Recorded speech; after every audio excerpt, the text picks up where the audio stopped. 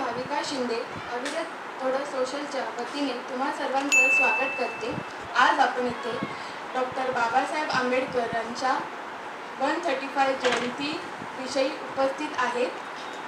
आज आपण भारताचे महान समाजसुधारक, न्याय निपुण आणि भारताचे संविधान निर्माते डॉक्टर बाबासाहेब आंबेडकर यांच्या 135 जयंतीविषयी एकत्र झालो आहे। बाबासाहेबांनी आयुष्यभर शिक्षणाचा खूप महत्त्व आपल्याला सांगितलं आहे आणि स्वतःच्या कष्टाने अनेक पदव्या मिळवल्या आहे। त्यांनी विदेशातून शिक्षण घेऊन मोठं यश मिळवलं आहे। त्यामुळे ते आजच्या तरुणांसाठी खूप मोठे प्रेरणास्थान आहेत। भारताला स्वातंत्र्य मिळवल्यानंतर देशाचे संविधान तयार करण्याचे मोठं काम बाबासाहेबांनी केलं। 26 नोव्हेंबर 1949 रोजी संविधान स्वीकारण्यात आलं। संविधान मसुदा समितीचे अध्यक्ष म्हणून त्यांनी खूप महत्त्वाची भूमिका बजावली आहे।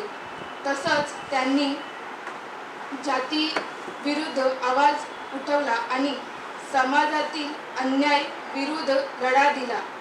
दलितांच्या हक्कांसाठी त्यांनी आयुष्यभर संघर्ष केला। आज आपण अशा महान व्यक्तीबद्दल ऐकण्यासाठी इथे जमलो आहे। आता मी अविरत थोडं सोशलचे प्रमुख मोहित जोशी यांना विनंती करते की त्यांनी आपल्या मान्यवर वक्त्यांचा सत्कार करावं आणि अविरत विषयी थोडक्यात माहिती द्यावी।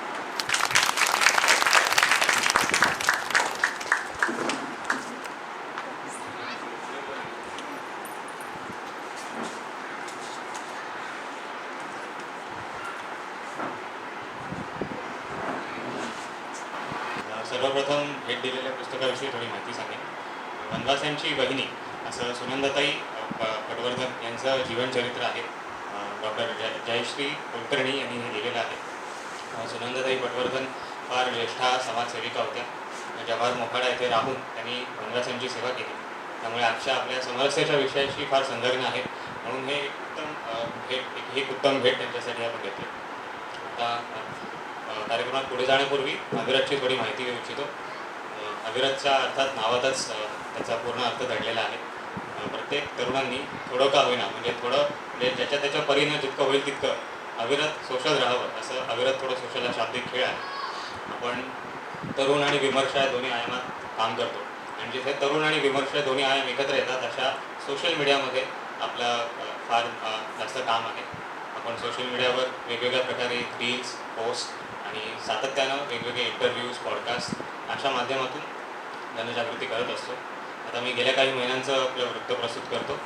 जानेवारी 2024मध्ये आपण रामभाऊ म्हाळगी प्रबोधिनी आणि दीनदयाळ प्रेरणा केंद्र या दोन संस्थांसोबत मिळून थिंकफेस्ट म्हणून एक मॉडेल युनायटेड नेशन्स आणि मॉक पार्लमेंट स्पर्धा आयोजित केली होती, ज्यात 100पेक्षा जास्त पदवी शिक्षण घेणाऱ्या विद्यार्थ्यांनी सहभाग घेतला होता।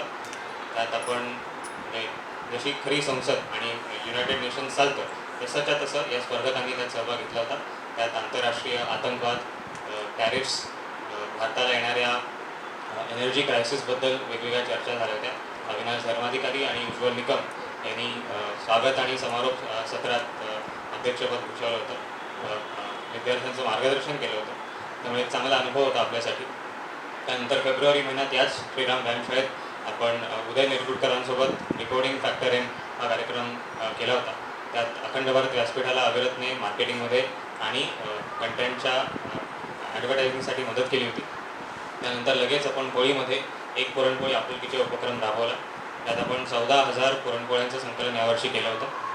त्यानंतर लगेच नववर्ष स्वागत यात्रेत आपण पालखीची जबाबदारी स्वीकारली आणि कोपिनेश्वर न्यासाला लागेल त्या व्हॉलेंटरीमध्ये आपण सहकार्य केलं होतं। त्याच्यानंतर आता एप्रिल महिन्यातला हा आपला पहिला कार्यक्रम आहे। त्याच्यानंतर लगेच मे महिन्यात महाराष्ट्र दिनानिमित्त आपण वेगवेगळे कार्यक्रम घेण्याचा प्रयत्न करणार आहोत। त्यानंतर लगेचच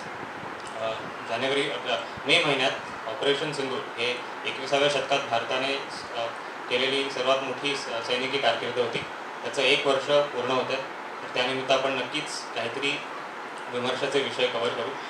नंतर पुढे सांगायला आवडेल की जुलै-ऑगस्टच्या महिन्यात आपल्या ठाण्याच्या नौपाडा नगरात तरुणांचे एक युवा संमेलन आयोजित होणार आहे. त्यातसुद्धा अविरतचे सगळे कार्यकर्ते पूर्णपणे सहभागी असतील. आता आपण कार्यक्रमात जाण्यापूर्वी मी वक्त्यांचा परिचय करून देतो. आजचे आपले वक्ते आहेत नागेश धोंडगे, राहायला मालाबार हिल, मुंबई. बृहन्मुंबई महानगरपालिकेत अभियंता म्हणून त्यांची जबाबदारी. सामाजिकदृष्ट्या सामाजिक समरसता मंचाचे कोकण प्रांत संयोजक म्हणून जबाबदारी. त्यांनी बाबासाहेब आंबेडकर, छत्रपती शिवाजी महाराजांसारख्या बऱ्याच राष्ट्रपुरुषांबद्दल अनेक ठिकाणी अशी व्याख्यानं केलेली आहेत. त्याशिवाय त्यांचा गड किल्ल्यांचा अभ्यास आहे. शेकडो किल्ल्यांवर जाऊन त्यांनी किल्ल्यांचं अध्ययन केलं आहे. त्यांचं खूप मोठं संशोधन आहे. त्यासोबत ते तरुणांसाठी आणि सर्वांसाठी या गड किल्ल्यांवर ट्रेकचं आयोजन करतात. त्यामुळे आपण भविष्यात त्यांच्यासोबत नक्की एकदा ट्रेकला जाऊया. आता मी हा मंच वक्त्यांकडे सोपवतो. नागेशजींचं आपण स्वागत करूया. नमस्कार. विश्वरत्न, युगपुरुष, बोधिसत्व, भारताच्या राज्यघटनेचे शिल्पकार डॉक्टर बाबासाहेब आंबेडकर यांना वंदन. आजच्या या कार्यक्रमामध्ये उपस्थित अविरतचे सर्व पदाधिकारी आणि जमलेले बंधू भगिनीगण, आज आपण डॉक्टर बाबासाहेब आंबेडकर यांच्या 135व्या जयंतीनिमित्त डॉक्टर बाबासाहेब आंबेडकरांचं आपल्या भारतासाठी काही योगदान आहे आणि असा विषय घेऊन आपण इथे आज चर्चा करणार आहोत. एकतर डॉक्टर बाबासाहेब आंबेडकरांबद्दल ज्या वेळेला समाजामध्ये चर्चा होते त्यावेळेला आपल्याला लक्षात येतं की तिथे 2 तट पडलेले असतात. एक असतं की बाबासाहेब आंबेडकर कोण आहेत, तर ते दलितांचे नेते आहेत आणि अनुसूचित जाती समाज पण त्या दृष्टीने बाबासाहेबांना पाहतो की आमचे नेते आहेत. आणि मग बाकीचा जो काही दुसरा समाज आहे, सवर्ण समाज आहे, ते पण त्यांना त्याच दृष्टीने पाहतात आणि बाबासाहेबांचा एकूणच समग्र असा अभ्यास ते करत नाही.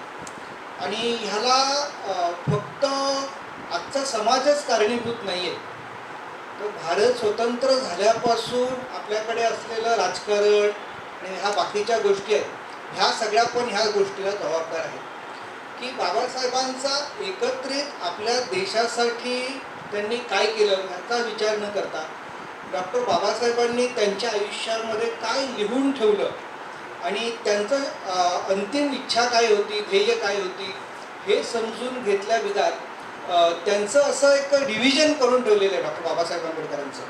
आणि त्याचमुळे आपल्याला लक्षात येतं की त्यांना भारतरत्न मिळायला पण 1990 साल उजाडावं लागलं. ज्यावेळेला अटल बिहारी पंतप्रधान झाले त्यावेळेला त्यांना पहिल्यांदा भारतरत्न मिळालं. तर अशा पद्धतीने बाबासाहेबांबद्दल मग बाबासाहेब नक्की काय आहे हे पण आपण थोडासा विचार करायला पाहिजे.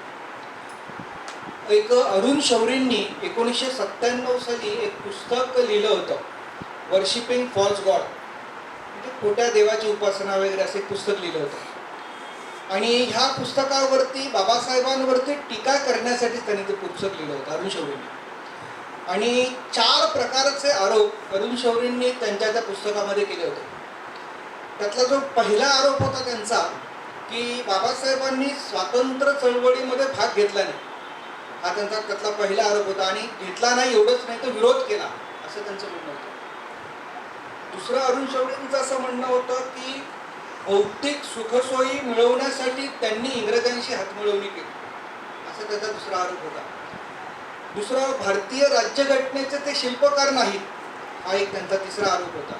आणि चौथा आरोप होता की त्यांनी बुद्ध धर्माचा स्वीकार हा केवळ संधी साधूपणा आहे. असे 4 गंभीर आरोप अरुण शौरींनी त्यांच्या त्या पुस्तकामध्ये केले. आता जे जुनी माणसं आहेत त्यांना अरुण शौरी कोण हे सांगण्याची गरज नाही, पण आजच्या नवीन पिढीला सांगतो की अरुण शौरी त्या काळामध्ये भारतातले एक वरिष्ठ पत्रकार अशा पद्धतीने की भारतामधल्या इंडियन एक्सप्रेसमध्ये ते त्यांचे एडिटर राहिलेले आहेत, अनेक प्रकारची पुस्तकं लिहिली आहेत. एवढंच काही केंद्रीय मंत्रिमंडळात मंत्रीसुद्धा राहिलेले. आणि एवढा मोठा माणूस ज्या वेळेला लिहितो त्यावेळेला अनेक प्रतिक्रिया यायला लागल्या आणि प्रतिक्रिया समाजामधून ज्या आल्या आणि अरुण शौरीच्या पुस्तकाला उत्तर देणारी अनेक पुस्तकं निघाली. त्यावेळेला अनेकांनी असं म्हटलं की अरुण कोळसवरीचं पुस्तक जाळा, हे करा, त्याला मारा वगैरे. ते म्हणाले नाही, त्याला मारायचं नाही. त्यांनी प्रश्न उपस्थित केलेले आहेत, तर त्या प्रश्नांना नीट त्याच्याच भाषेमध्ये उत्तर द्यायची आणि समाजाने तसं केलं. आणि बाबासाहेब नक्की काय आहेत हे लोकांनी दाखवून देण्यासाठी अनेक प्रकारची पुस्तकं आली, त्याच्यावरती डिबेट्स झाले, मोठ्या मोठ्या विद्वानांच्या डिबेट्स झाल्या. तर मग नक्की बाबासाहेब आहेत काय हे आपण समजून घेतलं पाहिजे. मुळात बाबासाहेब हयात असताना सुद्धा त्यांना देशद्रोही म्हणून ऐकून घ्यावं लागलं. आपल्याला पुणे करार माहिती आहे किंवा सायमन कमिशनला ते भेटायला गेले त्यावेळेला पण काँग्रेसच्या मंडळींनी त्यांना काळे झेंडे दाखवले आणि सायमन कमिशनला भेटायला जातात म्हणून बाबासाहेब देशद्रोही अशा प्रकारचं त्यांच्या तोंडावरती त्यांना अनेक वेळा. आणि अशा राष्ट्रभक्त पुरुषाला ज्यावेळेला देशद्रोही वगैरे अशी ऐकावं लागतं, त्याची वेदना काय असेल तुम्ही समजू शकता. आता मग बाबासाहेबांचं नक्की बाबासाहेब काय आहे. एका बाजूला अशा प्रकारचं त्यांचं चित्र उभं केलं जातं, मग दुसऱ्या बाजूला बाबासाहेब काय आहेत हे आपण समजून घेतलं पाहिजे. आणि बाबासाहेब आंबेडकर समजण्याआधी मुळात एखाद्या माणसाला समजण्याच्या कसोट्या काय आहेत त्या आपण थोड्याशा बघाव्या लागतील. उदाहरणार्थ एक बाबासाहेबांनी त्यांच्या संपूर्ण आयुष्यात अनेक प्रकारचं लेखन केलं आणि अनेक वेळेला त्यांना ज्या वेळेला अनेक अपमानही सहन करावे लागले त्यावेळेला उद्विग्न होऊन त्यांनी अनेक आपल्या समाजाबद्दल टोकाची भूमिका घेतलेली वाक्य पण म्हटलेली आणि अनेक वेळेला त्यांनी खूप चांगलं काम पण केलेलं आहे. आता हे जे काही आहे ते त्यावेळेच्या त्यांच्या परिस्थितीमुळे झालेलं आहे हे आपण नीट समजून घेतलं पाहिजे. आणि बाबासाहेबांची मग अशी त्या वेळेची जी काही वाक्य आहेत ती घेऊन अनेक जण बाबासाहेब म्हणजे हेच असं एक मांडण्याचा प्रयत्न करतात. आणि मग असं जे काही सिलेक्टिव्ह ट्रूथ आहे ते डेंजरस दॅन लाई असं म्हटलं जातं की जे काही असत्य त्याच्यापेक्षा खतरनाक आहे अशा पद्धतीने बाबासाहेब आज समाजामध्ये उभे केले जातात. दुसरं एक आहे की बाबासाहेब हे प्रत्यक्ष राजकारणामधले व्यक्ती होते आणि मग राजकारणामधल्या व्यक्तींना मंचावरून एक बोलावं लागतं आणि प्रत्यक्षात समाजात वेगवेगळं वागावं लागतं. उदाहरणार्थ सांगायचं झालं तर त्यावेळेला बाबासाहेबांची राजकीय पक्ष होता आणि राजकीय पक्ष असल्यामुळं विरोधी पक्ष काँग्रेस होता. त्याच्यामुळे बाबासाहेब कधी मंचावर उभे राहिले तर कधी गांधीजींवर टीका करायचे, नेहरूंवरती टीका करायचे आणि एकदम टोकाची टीका करायची की आज ते आपण वाचल्या की आपल्याला हसायला येतं. आणि काँग्रेसची मंडळी पण त्याच्यावरती टोकाची टीका करायची. म्हणजे 1946ला बाबासाहेब मुंबईमधून इलेक्शनला उभे होते आणि बॉम्बे प्रेसिडेन्सीचं इलेक्शन होतं 1946ला. त्यावेळेला सरदार पटेल बाबासाहेबांच्या विरोधात प्रचार करायला मुंबईत आले आणि त्यांनी भाषणामध्ये बाबासाहेबांवरती खूप टीका केली आणि म्हणाली ह्या माणसाला बिलकुल पाठवायचं नाही आणि याच्यासाठी संसदेची दारं खिडक्या सगळ्या बंद केलेल्या आहेत आम्ही. अशा प्रकारचं टोकाचं बोलणं पण प्रत्येक वेळी त्यावेळेला होत होतं. त्याच्यामुळं आपण त्या काळात गेल्याशिवाय त्या काळामध्ये कोण काय बोलत होतं हे ते काळ समजल्याशिवाय आपल्याला लक्षात येणार नाही. त्याच्यामुळं आज आपण त्याचं विश्लेषण असं करता कामा नाही की हा व्यक्ती म्हणजे तसं होता किंवा काय असं विश्लेषण करता कामा नाही. दुसरा एक काय की बाबासाहेब राजकारणात असल्यामुळं एक त्यांना डिप्लोमॅटिकली वागावं लागायचं कारण त्यांच्या काही पक्षाच्या काही भूमिका असायच्या, बाकीचं पण सगळं काही असायचं. आणि मग डिप्लोमॅटिकली वागताना अनेक वेळेला एखाद्या गोष्टीला मनामध्ये हा असायचं पण नाही म्हणायचं समोर असं पण करावं लागायचं. आणि डिप्लोमॅटबद्दल असं म्हणतात if diplomat say yes he means maybe, if diplomat say maybe he means no and if diplomat say no then he was a not diplomat. म्हणजे कुठलाही डिप्लोमॅट कोणालाही नाही म्हणत नाही, प्रत्येकाला हाच म्हणतो. अशा प्रकारचं बाबासाहेबांच्या बाबतीमध्ये घडत गेलेलं. दुसरं महात्मा गांधींच्या बाबतीमध्ये एक खूप चांगली आठवण आहे आणि ती आठवण एकाने आपल्या पुस्तकामध्ये लिहून ठेवलेली आहे. ते अशी आहे की महात्मा गांधीजी अनेक वेळेला एखाद्या गोष्टीला अहिंसा म्हणून त्याला टॅग लावायचे की ही गोष्ट अहिंसा आहे, परंतु 1-2 महिन्यानंतर त्याच गोष्टीला हिंसा म्हणून घोषित करून टाकायचं. आणि त्याच्यामुळं त्यांची जी ह्या प्रकारची असा बदललेला सूर असायचा त्याच्यावरती त्यांचे जे शिष्य आहे राम मनोहर लोहिया त्यांनी एकदा म्हटलं की गांधीजी बरोबर सतत राहिल्यानंतर माझ्या असं लक्षात आलं की कधी एखाद्या गोष्टीला अहिंसा म्हणतात, कधी एका गोष्टीला हिंसा, त्याच गोष्टीला हिंसा म्हणतात. तर त्याच्यामुळं त्यांच्याबद्दलची श्रद्धा माझ्या मनामध्ये कमी झाली असं नाही आहे. तर ह्या प्रत्येक व्यक्तीच्या समोर दिवसाला जी काही चॅलेंजेस येतात त्यावेळेला त्याला तशा प्रकारच्या भूमिका घ्याव्या लागतात याचंच एक उदाहरण आहे असं त्यांनी रामकृष्ण तो त्यांचा एक लेख आहे, त्या लेखामध्ये त्यांनी राम मनोहर लोहिया यांनी लिहिलेलं आहे. तर ही जी काही गोष्टी आहेत ह्या गोष्टी समजल्याशिवाय डॉक्टर बाबासाहेब आंबेडकरांना समजणं थोडंसं कठीण होतं. एक साधारण स्वामी विवेकानंदांचं एक उदाहरण देतो की स्वामी विवेकानंद काही मुलं तिथे भगवद्गीता वाचत होती आणि स्वामी विवेकानंद तिथे आले आणि त्यांना म्हटलं की अरे भगवद्गीता वाचण्यापेक्षा फुटबॉल खेळा. आज कोणी हे जर वाक्य ऐकलं तर म्हणतील की बाबा स्वामी विवेकानंद हे भगवद्गीतेपेक्षा फुटबॉलला जास्त महत्त्व देत होते, त्याच्यामुळे भगवद्गीता वाचायची नाही असं स्वामी विवेकानंदांनी सांगितलंय, असं त्याचा अर्थ नाही आहे. तर कदाचित ती मुलं जी आहेत ती एक अगदी कृश असतील शरीरयष्टीने आणि त्यांनी पहिल्यांदा भगवद्गीता वाचण्याच्या आधी भगवद्गीता समजून येण्याची ताकद आपल्यामध्ये यावी याच्यासाठी खेळलं पाहिजे, व्यायाम केला पाहिजे, याच्यासाठी ते वाक्य त्यांनी म्हटलेलं आहे. त्याच्यामुळं कुठलं वाक्य कुठल्या संदर्भात मध्ये म्हटलंय, कुठल्या परिस्थितीत म्हटलंय हे समजल्याशिवाय त्या व्यक्तीला ओळखता येत नाही. अशा एखाद्या व्यक्तीला ओळखण्याच्या ह्या अशा वेगवेगळ्या कसोट्या आपण जर पाहिल्या तर आपल्याला लक्षात येतं की बाबासाहेबांना समजण्यामध्ये किंवा बाबासाहेबांना इंटरप्रेट करण्यामध्ये अनेक लोक गडबड करतात. दुसरं मग बाबासाहेब नक्की काय आहेत हे आपण समजून घेतलं पाहिजे. एका विद्वानांनी बाबासाहेबांचं एका लाईनमध्ये त्यांची डेफिनेशन केली की बाबासाहेब काय आहे. तो असं म्हणतो, first class academic, intellectual, economist, politician. म्हणजे खूप उच्च शिक्षित आणि विद्वान आणि अर्थतज्ञ, राजकारणी असं हे डॉक्टर बाबासाहेबांचं तो त्याच्यामध्ये एका वाक्यामध्ये ते म्हणतो. मग ही गोष्ट पण आपण समजून घेतली पाहिजे की नक्की बाबासाहेब आहेत काय. एक तर बाबासाहेबांच्या जर आपण डिग्र्या बघितल्या तर आपल्याला लक्षात येतं की त्यावेळेला राजकारणामध्ये बाबासाहेबां एवढा शिक्षित व्यक्ती कोणीही नव्हता. आणि हे खरंच आहे की त्यावेळेला राजकारणामध्ये एवढा उच्च शिक्षित कोणी नव्हता. आपण त्यांच्या डिग्र्या बघूया. BA केलं 1913ला एल्फिन्स्टन कॉलेजमधून, MA केलं 1915ला कोलंबिया युनिव्हर्सिटी अमेरिकेमधून आणि त्यांनी त्यावेळेला 24 वर्षाचे असताना अमेरिकेमध्ये प्राचीन भारतीय व्यापार याच्यावरती एक प्रबंध लिहिला आणि त्यावेळेला त्यांच्या MAचे जे विषय होते ते सर्व अर्थशास्त्र, समाजशास्त्र, इतिहास, तत्त्वज्ञान, मानववंशशास्त्र व राज्यशास्त्र एवढे सगळे म्हणजे ज्या विषयाला आपण साधा ह्या प्रत्येक विषयावरती आज एक MA आहे बरोबर. आणि हे सगळे विषय घेऊन ते त्या ठिकाणी अभ्यास करतायत आणि 24व्या वर्षी तो पहिला प्रबंध लिहित आहेत. पुढे त्यांनी त्याच ठिकाणी 1917 साली कोलंबिया युनिव्हर्सिटी अमेरिकेमध्ये PhD केली आणि PhDसाठी त्यांनी जो प्रबंध लिहिला आहे त्या प्रबंधाचं नाव आहे national dividend of India, a historical and analytical study.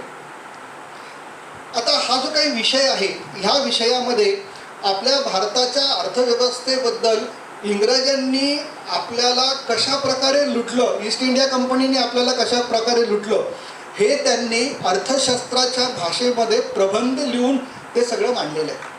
आपण हा जर कधी प्रबंध पाहिला तर अत्यंत टोकाची टीका त्यांनी इंग्रजांची जी काही राज्यपद्धती आहे आपल्याकडे, ते इकॉनॉमिस्ट होते लक्षात घ्या. आता हे ते लंडनमध्ये नाही करतायत तर अमेरिकेमध्ये करतायत आणि त्याच्यामुळं ते तिथे चालून गेलं.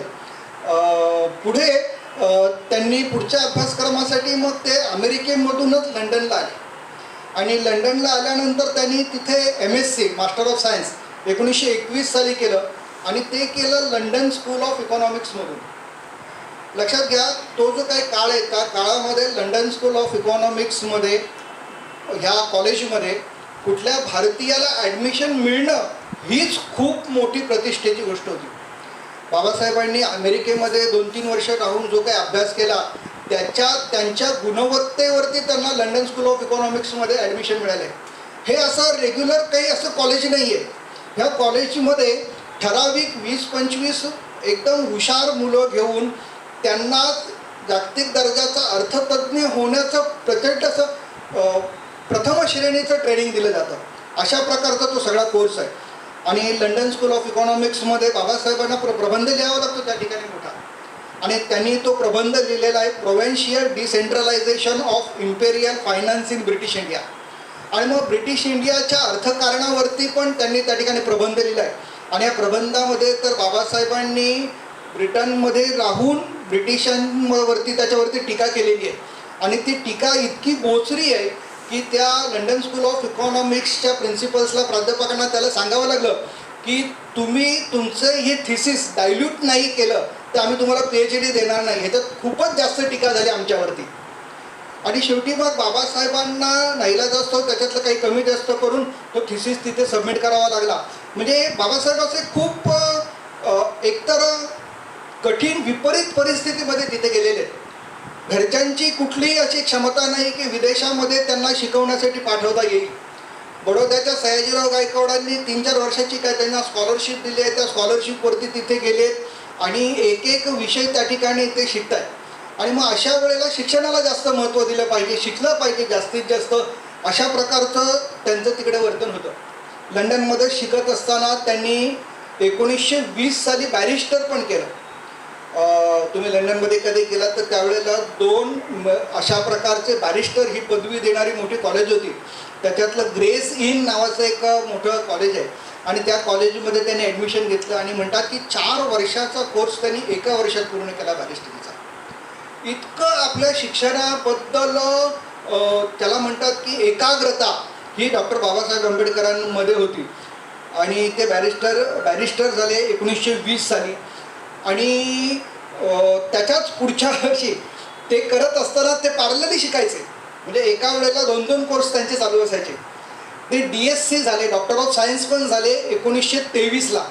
आता मी हे त्यांचं जे वय सांगतोय हे साधारणतः 24, 25, 26, 27 हेच वय आहे, लक्षात घ्या. आणि ते डॉक्टर ऑफ सायन्स झाले लंडन स्कूल ऑफ इकॉनॉमिक्समधून. आणि त्याच्यासाठी पण त्यांना एक थिसिस लिहावा लागला. आणि त्यांनी जो थिसिस लिहिलेला आहे तो थिसिस आजच्या RBIचं बेस आहे. आपली रिझर्व्ह बँक ऑफ इंडिया आहे तिचा जो काय बेस आहे तो बाबासाहेबांनी 1923 साली DSc करताना जो लिहिलेला थिसिस आहे तो आहे. त्या ग्रंथाचं नाव होतं problem of rupee, its origin and it's solution. म्हणजे ब्रिटिशांनी भारतामध्ये जे काही रुपया म्हणून चलन ठेवलेलं आहे त्याच्या बाबतीमधल्या अडचणी काय आहेत आणि त्याच्यावरती उपाय काय आहेत, अशा प्रकारचा त्यांचा तो प्रबंध आहे. तो प्रबंध त्यांनी त्या ठिकाणी 1923ला लिहिला.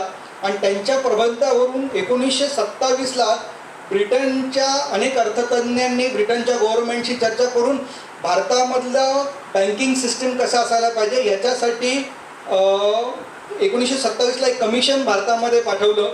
आणि त्या कमिशनमध्ये बाबासाहेबांची पण साक्ष झाली.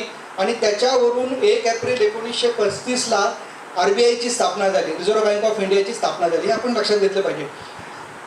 म्हणजे अशा प्रकारच्या एक मोठ्या अशा पदव्या एक अर्थतज्ञ म्हणून डॉक्टर बाबासाहेबांनी घेतलेल्या आहेत. एवढंच नाही तर आपलं संविधान बनवल्यानंतर अमेरिकेच्या कोलंबिया युनिव्हर्सिटीने त्यांना डॉक्टर ऑफ लिटरेचर ही एक पदवी दिली.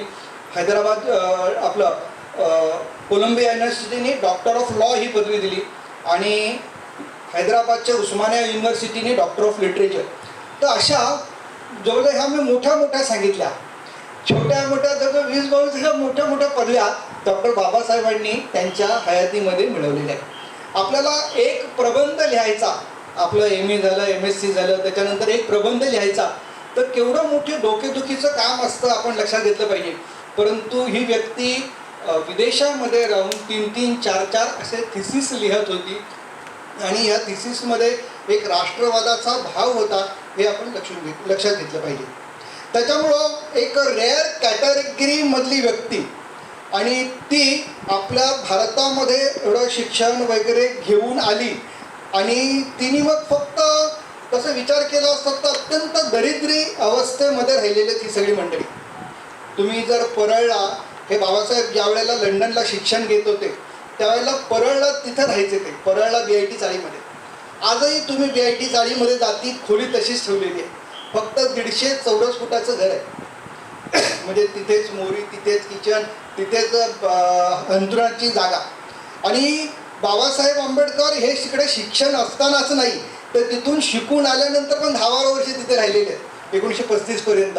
त्या केवळ VIT चाळीच्या चाळीमध्ये 150 स्क्वेअर फूटच्या घरामध्ये. आजही त्यांनी नंतर दुसरी पण खोली घेतली, 2 खोल्या घेतल्या, 50 नंबर आणि 51 नंबर, VIT चाळ नंबर 1 परत. कधी आपण अवश्य जावं तिकडे बघायला की कशा परिस्थितीमध्ये हे शिक्षण घेत होते. आणि शिक्षण घेताना पण एक एक अशा घटना आहेत की माणसाच्या डोळ्यामध्ये पाणी येईल अशा प्रकारच्या त्यांचे प्रसंग येतात. तर मी ते सांगत बसत नाही, पण आपण कधीतरी बाबासाहेब वाचावेत. म्हणजे एक तर तिकडे शिक्षण घेत असताना घरी बायको आहे, एक मुलगा आहे आणि मग त्यांना सांभाळणारी त्या बायकोची आणखी 3 भावंडं आहेत, ती पण त्यांच्या घरात राहत आहेत आणि त्यांना नोकरीधंदा काही नाही आहे. नवऱ्याला जे काही स्टायपेंड मिळतं बडोदा संस्थांकडून तो त्याच्यातले अर्धे पैसे तिथे खर्च करतो आणि अर्धे पैसे उरलेले बायकोकडे पाठवतो की तू घर पण चालव म्हणून. आणि अशा परिस्थितीमध्ये बायको पण कुठेतरी परळमध्ये जा, लालबागमध्ये जा, रस्त्यावरती खडी फोडायचं काम करते रस्ता बांधताना. ते हे सगळं जर आपण नीट अभ्यास केला की हा व्यक्ती कुठल्या परिस्थितीतून सगळ्या परत चाललेला आहे तर आपल्याला ते लक्षात येतं की इतका विद्वान व्यक्ती राजकारणामध्ये कोणी नव्हता हे आपण लक्षात घेतलं पाहिजे. एक नवाज शरीफने त्याच्याबद्दलचं वाक्य मी सांगतो की आपल्याला माहिती आहे की पाकिस्तानचं संविधान आणि भारताचं संविधान हे जवळजवळ एका वेळी बनवलं गेलं. आपल्याला संविधान बनवायला जवळजवळ 2 वर्ष 11 महिने 18 दिवस लागले. पाकिस्तानचं संविधान जवळजवळ 9 वर्षानंतर तयार झालं आणि पाकिस्तानमध्ये अराजकता कायम राहिली एवढं संविधान बनवून सुद्धा. त्यांच्याकडची पहिली 2 वर्जन संविधान कचऱ्याच्या डब्यात टाकली तिथल्या राजकारण्यांनी. आता जे चाललंय ते 3रं वर्जन चाललंय आणि कायम तिथे कोणीतरी लष्कर प्रमुख पंतप्रधानांना मारतो, स्वतः सत्ताधीश होतो. असं तिथे 2-3 वेळा त्यांच्या प्रमुखांचीच हत्या झालेली आहे. तर नवाज शरीफला एक प्रश्न विचारला की पाकिस्तानमध्ये असं का होतं, भारतात का होत नाही. तर नवाज शरीफचं वाक्य होतं की भारताला त्यांचं संविधान बनवण्यासाठी डॉक्टर बाबासाहेब आंबेडकरांसारखा विद्वान मिळाला, आम्हाला मिळाला नाही, हे नवाज शरीफचं त्यांचं वाक्य होतं. तर अशा प्रकारचे डॉक्टर बाबासाहेब आंबेडकर आहेत. आता त्या काळामध्ये राजकारणामध्ये जे कोणी मोठी मोठी मंडळी होती त्या मंडळींच्या तुलनेमध्ये बाबासाहेब काय होते हे पण आपण नीट समजून घेतलं पाहिजे. एक तर बाबासाहेबांनी त्यांच्या पूर्ण कालखंडामध्ये ज्या वेगवेगळ्या संस्था स्थापन केल्या त्याच्यातली 1924 साली बहिष्कृत हितकारिणी सभा, म्हणजे ते साधारणतः 20 वगैरे शिक्षण वगैरे घेऊन एकदा 20ला परत आले. नंतर शहाजीराजे शाहू महाराज यांच्याकडून मदत घेऊन परत शिकायला गेले आणि जेव्हा परत आले त्यावेळेला मग त्यांनी राजकारणात खऱ्या अर्थाने सुरुवात केली. आणि मग 1924ला बहिष्कृत हितकारिणी सभा ही त्यांनी स्थापन केली. 1927ला समता सैनिक दल स्थापन केलं, आजही ते चालू आहे. स्वतंत्र मजूर पक्ष हा पहिला राजकीय पक्ष त्यांनी स्थापन केला. नंतर शेड्यूल कास्ट फेडरेशन हा पक्ष नंतर सुरू केला. जो स्वतंत्र मजूर पक्ष होता तो फक्त महाराष्ट्रापुरता होता. नंतर बाकीच्या देशभरातल्या सगळ्या दलित नेत्यांना एकत्र करून शेड्यूल कास्ट फेडरेशनची त्यांनी रचना केली 1942 साली. आणि 1956 साली मृत्यूच्या आधी RPI Republican party of India याची स्थापना केली. आणि अशा पद्धतीने वेगवेगळ्या संस्था स्थापन करणं, त्या चालवण्यासाठी रचना तयार करणं आणि त्या एक राष्ट्रीय पातळीच्या संस्था बनवणं अशा प्रकारची क्षमता अन्य कुठल्या नेत्यामध्ये होती त्या काळामध्ये तर ती फक्त महात्मा गांधीजींमध्ये होती. की त्यांनी अशा प्रकारचे, लोकमान्य टिळक आपण म्हणू की अशा प्रकारचं एक राष्ट्रीय स्तरावरती अशा मोठ्या मोठ्या संघटना स्थापन केल्या, त्या चालवल्या. एक पत्रकार म्हणून पण डॉक्टर बाबासाहेब आंबेडकरांनी खूप मोठं काम केलेलं आहे. 1920 साली त्यांनी मूकनायक सुरू केलं. जेव्हा पहिल्यांदा इंग्लंडमधून शिकून आले त्याला मूकनायक चालू केलं. नंतर 1927ला बहिष्कृत भारत, 1928ला समता म्हणून त्यांनी पत्र काढलं, 1930ला जनता आणि 1956ला प्रबुद्ध भारत. हा अशा प्रकारचे त्यांनी वेगवेगळ्या पत्रकारितेमध्ये काम केलं. त्या पत्रकारितेमध्ये काम करायचं म्हणजे ते स्वतः लेख लिहायचे. लक्षात घ्या, म्हणजे त्यांच्याकडे टीम तर होती, बाकीच्या लोकांचे लेख पण असायचे, परंतु बाबासाहेबांनी स्वतः ह्या सगळ्या पेपर्समध्ये लिहिलेल्या लेखांची संख्या एवढी प्रचंड आहे की आज त्याचे खंडच्या खंड आपल्या महाराष्ट्र गव्हर्नमेंटनी छापले तयार केलेले आहेत की बाबासाहेबांनी काय लिहिलेले आहे. आणि खूप वाचण्यासारखे असे ते बाबासाहेबांचे सगळे लेख आहेत. म्हणजे मध्ये मध्ये तर पहिली गोलमेज परिषद आणि दुसरी गोलमेज परिषद, बाबासाहेब जेव्हा लंडनला गेले त्यावेळेला ते लंडनवरून लेख लिहायचे, पोस्टाने मुंबईत पाठवायचे आणि मुंबईमध्ये मध्ये छापले जायचे. म्हणजे इतकं त्यांचं ह्या सगळ्या पत्रकारितेमध्ये म्हणजे स्वतःचा सहभाग असणं आणि ते समाजापर्यंत प्रबोधनाची चळवळ चालू ठेवणं हे बाबासाहेबांनी केलेलं आहे. आता पत्रकारितेमध्ये अशा प्रकारे अन्य कोणी काम केलेलं आहे तर आपल्याला टिळक आहेत, आगरकर आहेत किंवा महात्मा गांधीजींनी पण यंग इंडिया वगैरे अशी अनेक वृत्तपत्रे केली. तर अशा प्रकारे त्यांनी काम केलेलं आहे. दुसरं, शैक्षणिक क्षेत्रामध्ये पण त्यांनी एक मोठं काम केलेलं आहे. बाबासाहेबांनी स्वतःचं शिक्षण खूप मी म्हटलं की प्रतिकूल परिस्थितीमध्ये केलेलं आहे. त्याच्यामुळं आपल्या समाजाच्या मंडळींना शिक्षणासाठी काय काय झगडावं लागतं ह्याची त्यांना जाणीव आहे.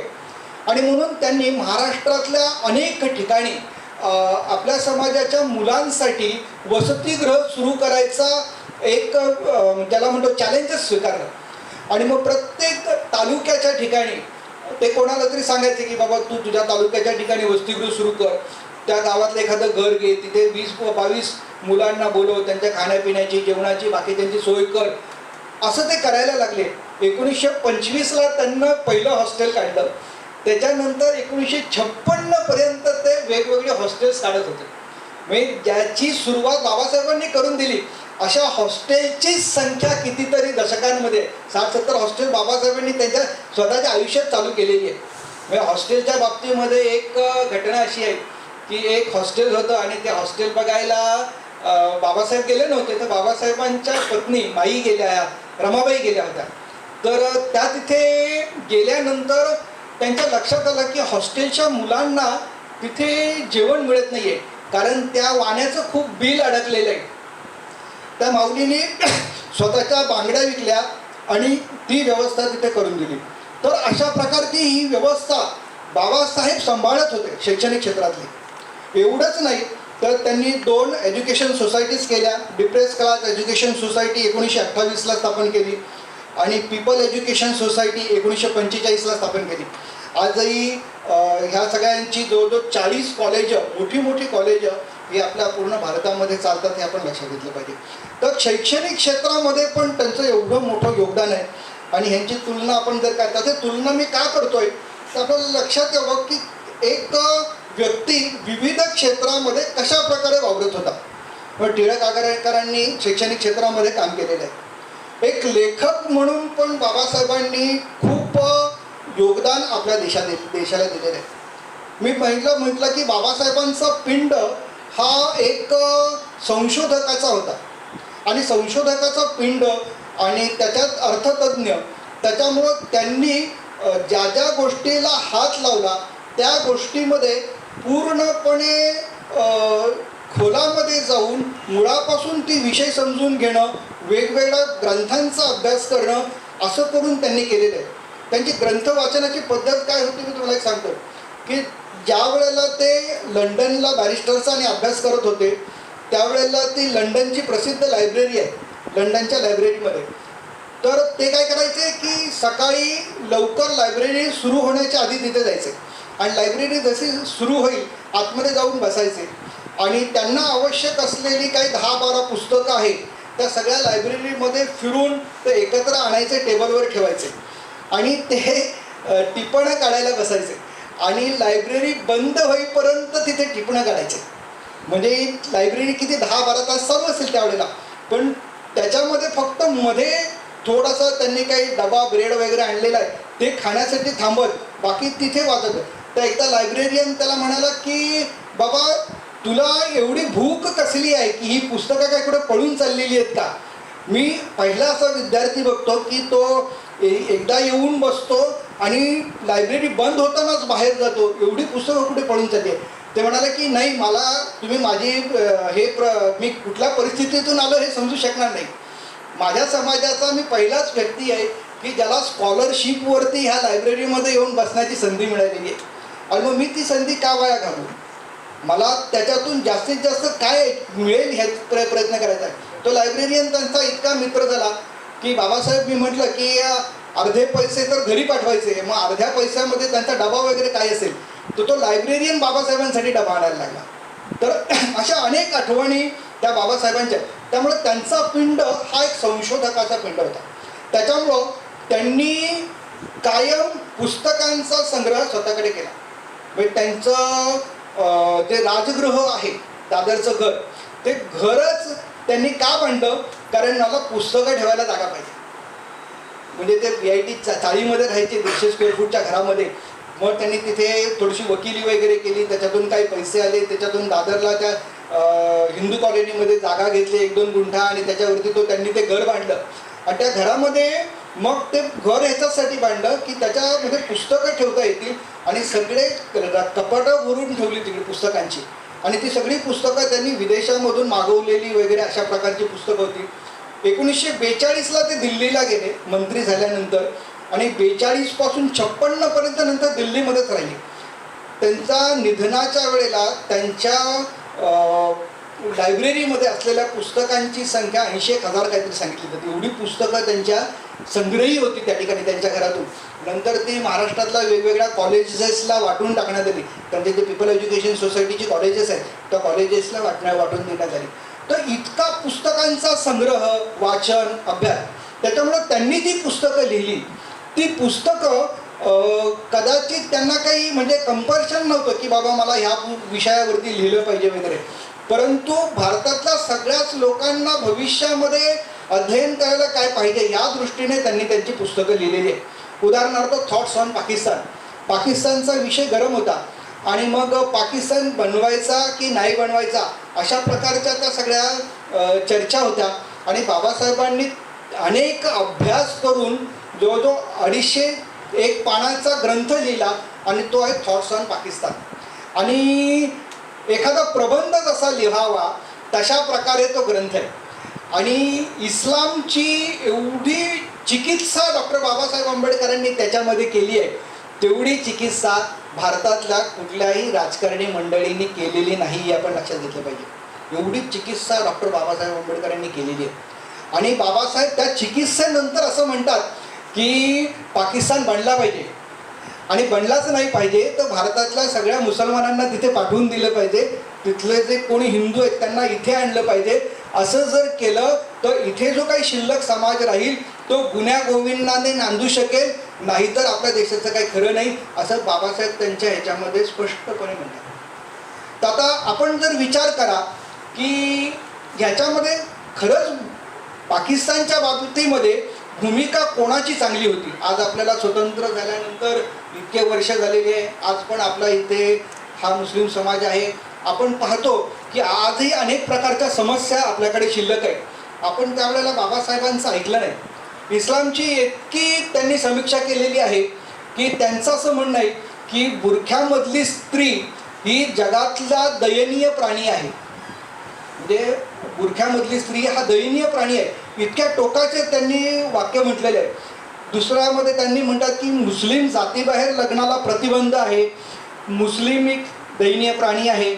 नंतर गुलामांना माणुसकीने वागवा असे प्रेषित कुराणात म्हणतो पण त्याला मुक्त करा असे म्हणत नाही. ज्यावेळेला भारत पाकिस्तान विभाजन झालं आणि एक मोठी मुस्लिम संख्या पाकिस्तानमध्ये गेली त्यावेळेला बाबासाहेबांचं वाक्य असं आहे, जेव्हा विभाजन झालं तेव्हा मला असं वाटलं ईश्वराने आपल्या देशावर दिलेला अभिशाप परत घेतला आहे. म्हणजे त्यांनी इस्लाम आणि ह्या सगळ्यांना अभिशाप म्हटलेलं आहे की आपल्या देशाला लागलेला तो एक अभिशाप आहे. अशा प्रकारचं चिंतन त्यांनी त्यांच्या थॉट्स ऑन पाकिस्तानमध्ये पानोपाणी म्हटलेलं आहे. आपण तो बाबासाहेबांचा ग्रंथ कधीतरी अवश्य वाचला पाहिजे. बाबासाहेबांचा दुसरा एक ग्रंथ आहे हू वेअर शूद्रा, म्हणजे शूद्र कोण होते हे बाबासाहेबांचा एक ग्रंथ आहे. आता ह्या ग्रंथामध्ये त्यांनी पहिली 35 पानं केवळ ह्या गोष्टीसाठी खर्च केलेली आहेत की ब्रिटिशांनी आर्य बाहेरून आलेला जो सिद्धांत मांडला आहे तो खोटा आहे. आर्य हे भारतातलेच आहे हे सांगण्यासाठी त्या ग्रंथाची पहिली 35 पानं खर्च केलेली आहे.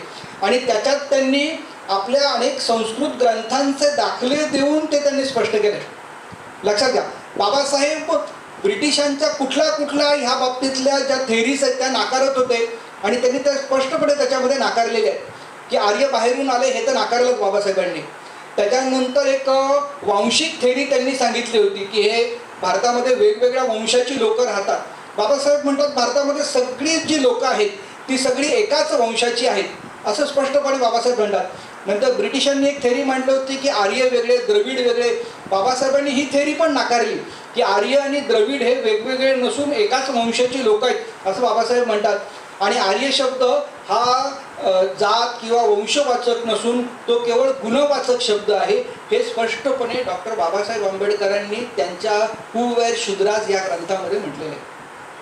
आपण लक्षात घ्या की तो कालखंड असा आहे, ब्रिटिश जे म्हणतील ती पूर्व दिशा, अशा प्रकारे आपल्या लोकांची मानसिकता होती. आणि ह्या मानसिकतेमध्ये एक प्रबंध लिहून बाबासाहेब त्यांना सांगतायत की आर्य हे भारतीयच आहे, ह्यांच्यामध्ये असे वेगवेगळ्या वंशाची लोकं नाही आहेत, आर्य द्रविड असा हा भेद काही नाही आहे, हे बाबासाहेब त्या ठिकाणी मांडतात.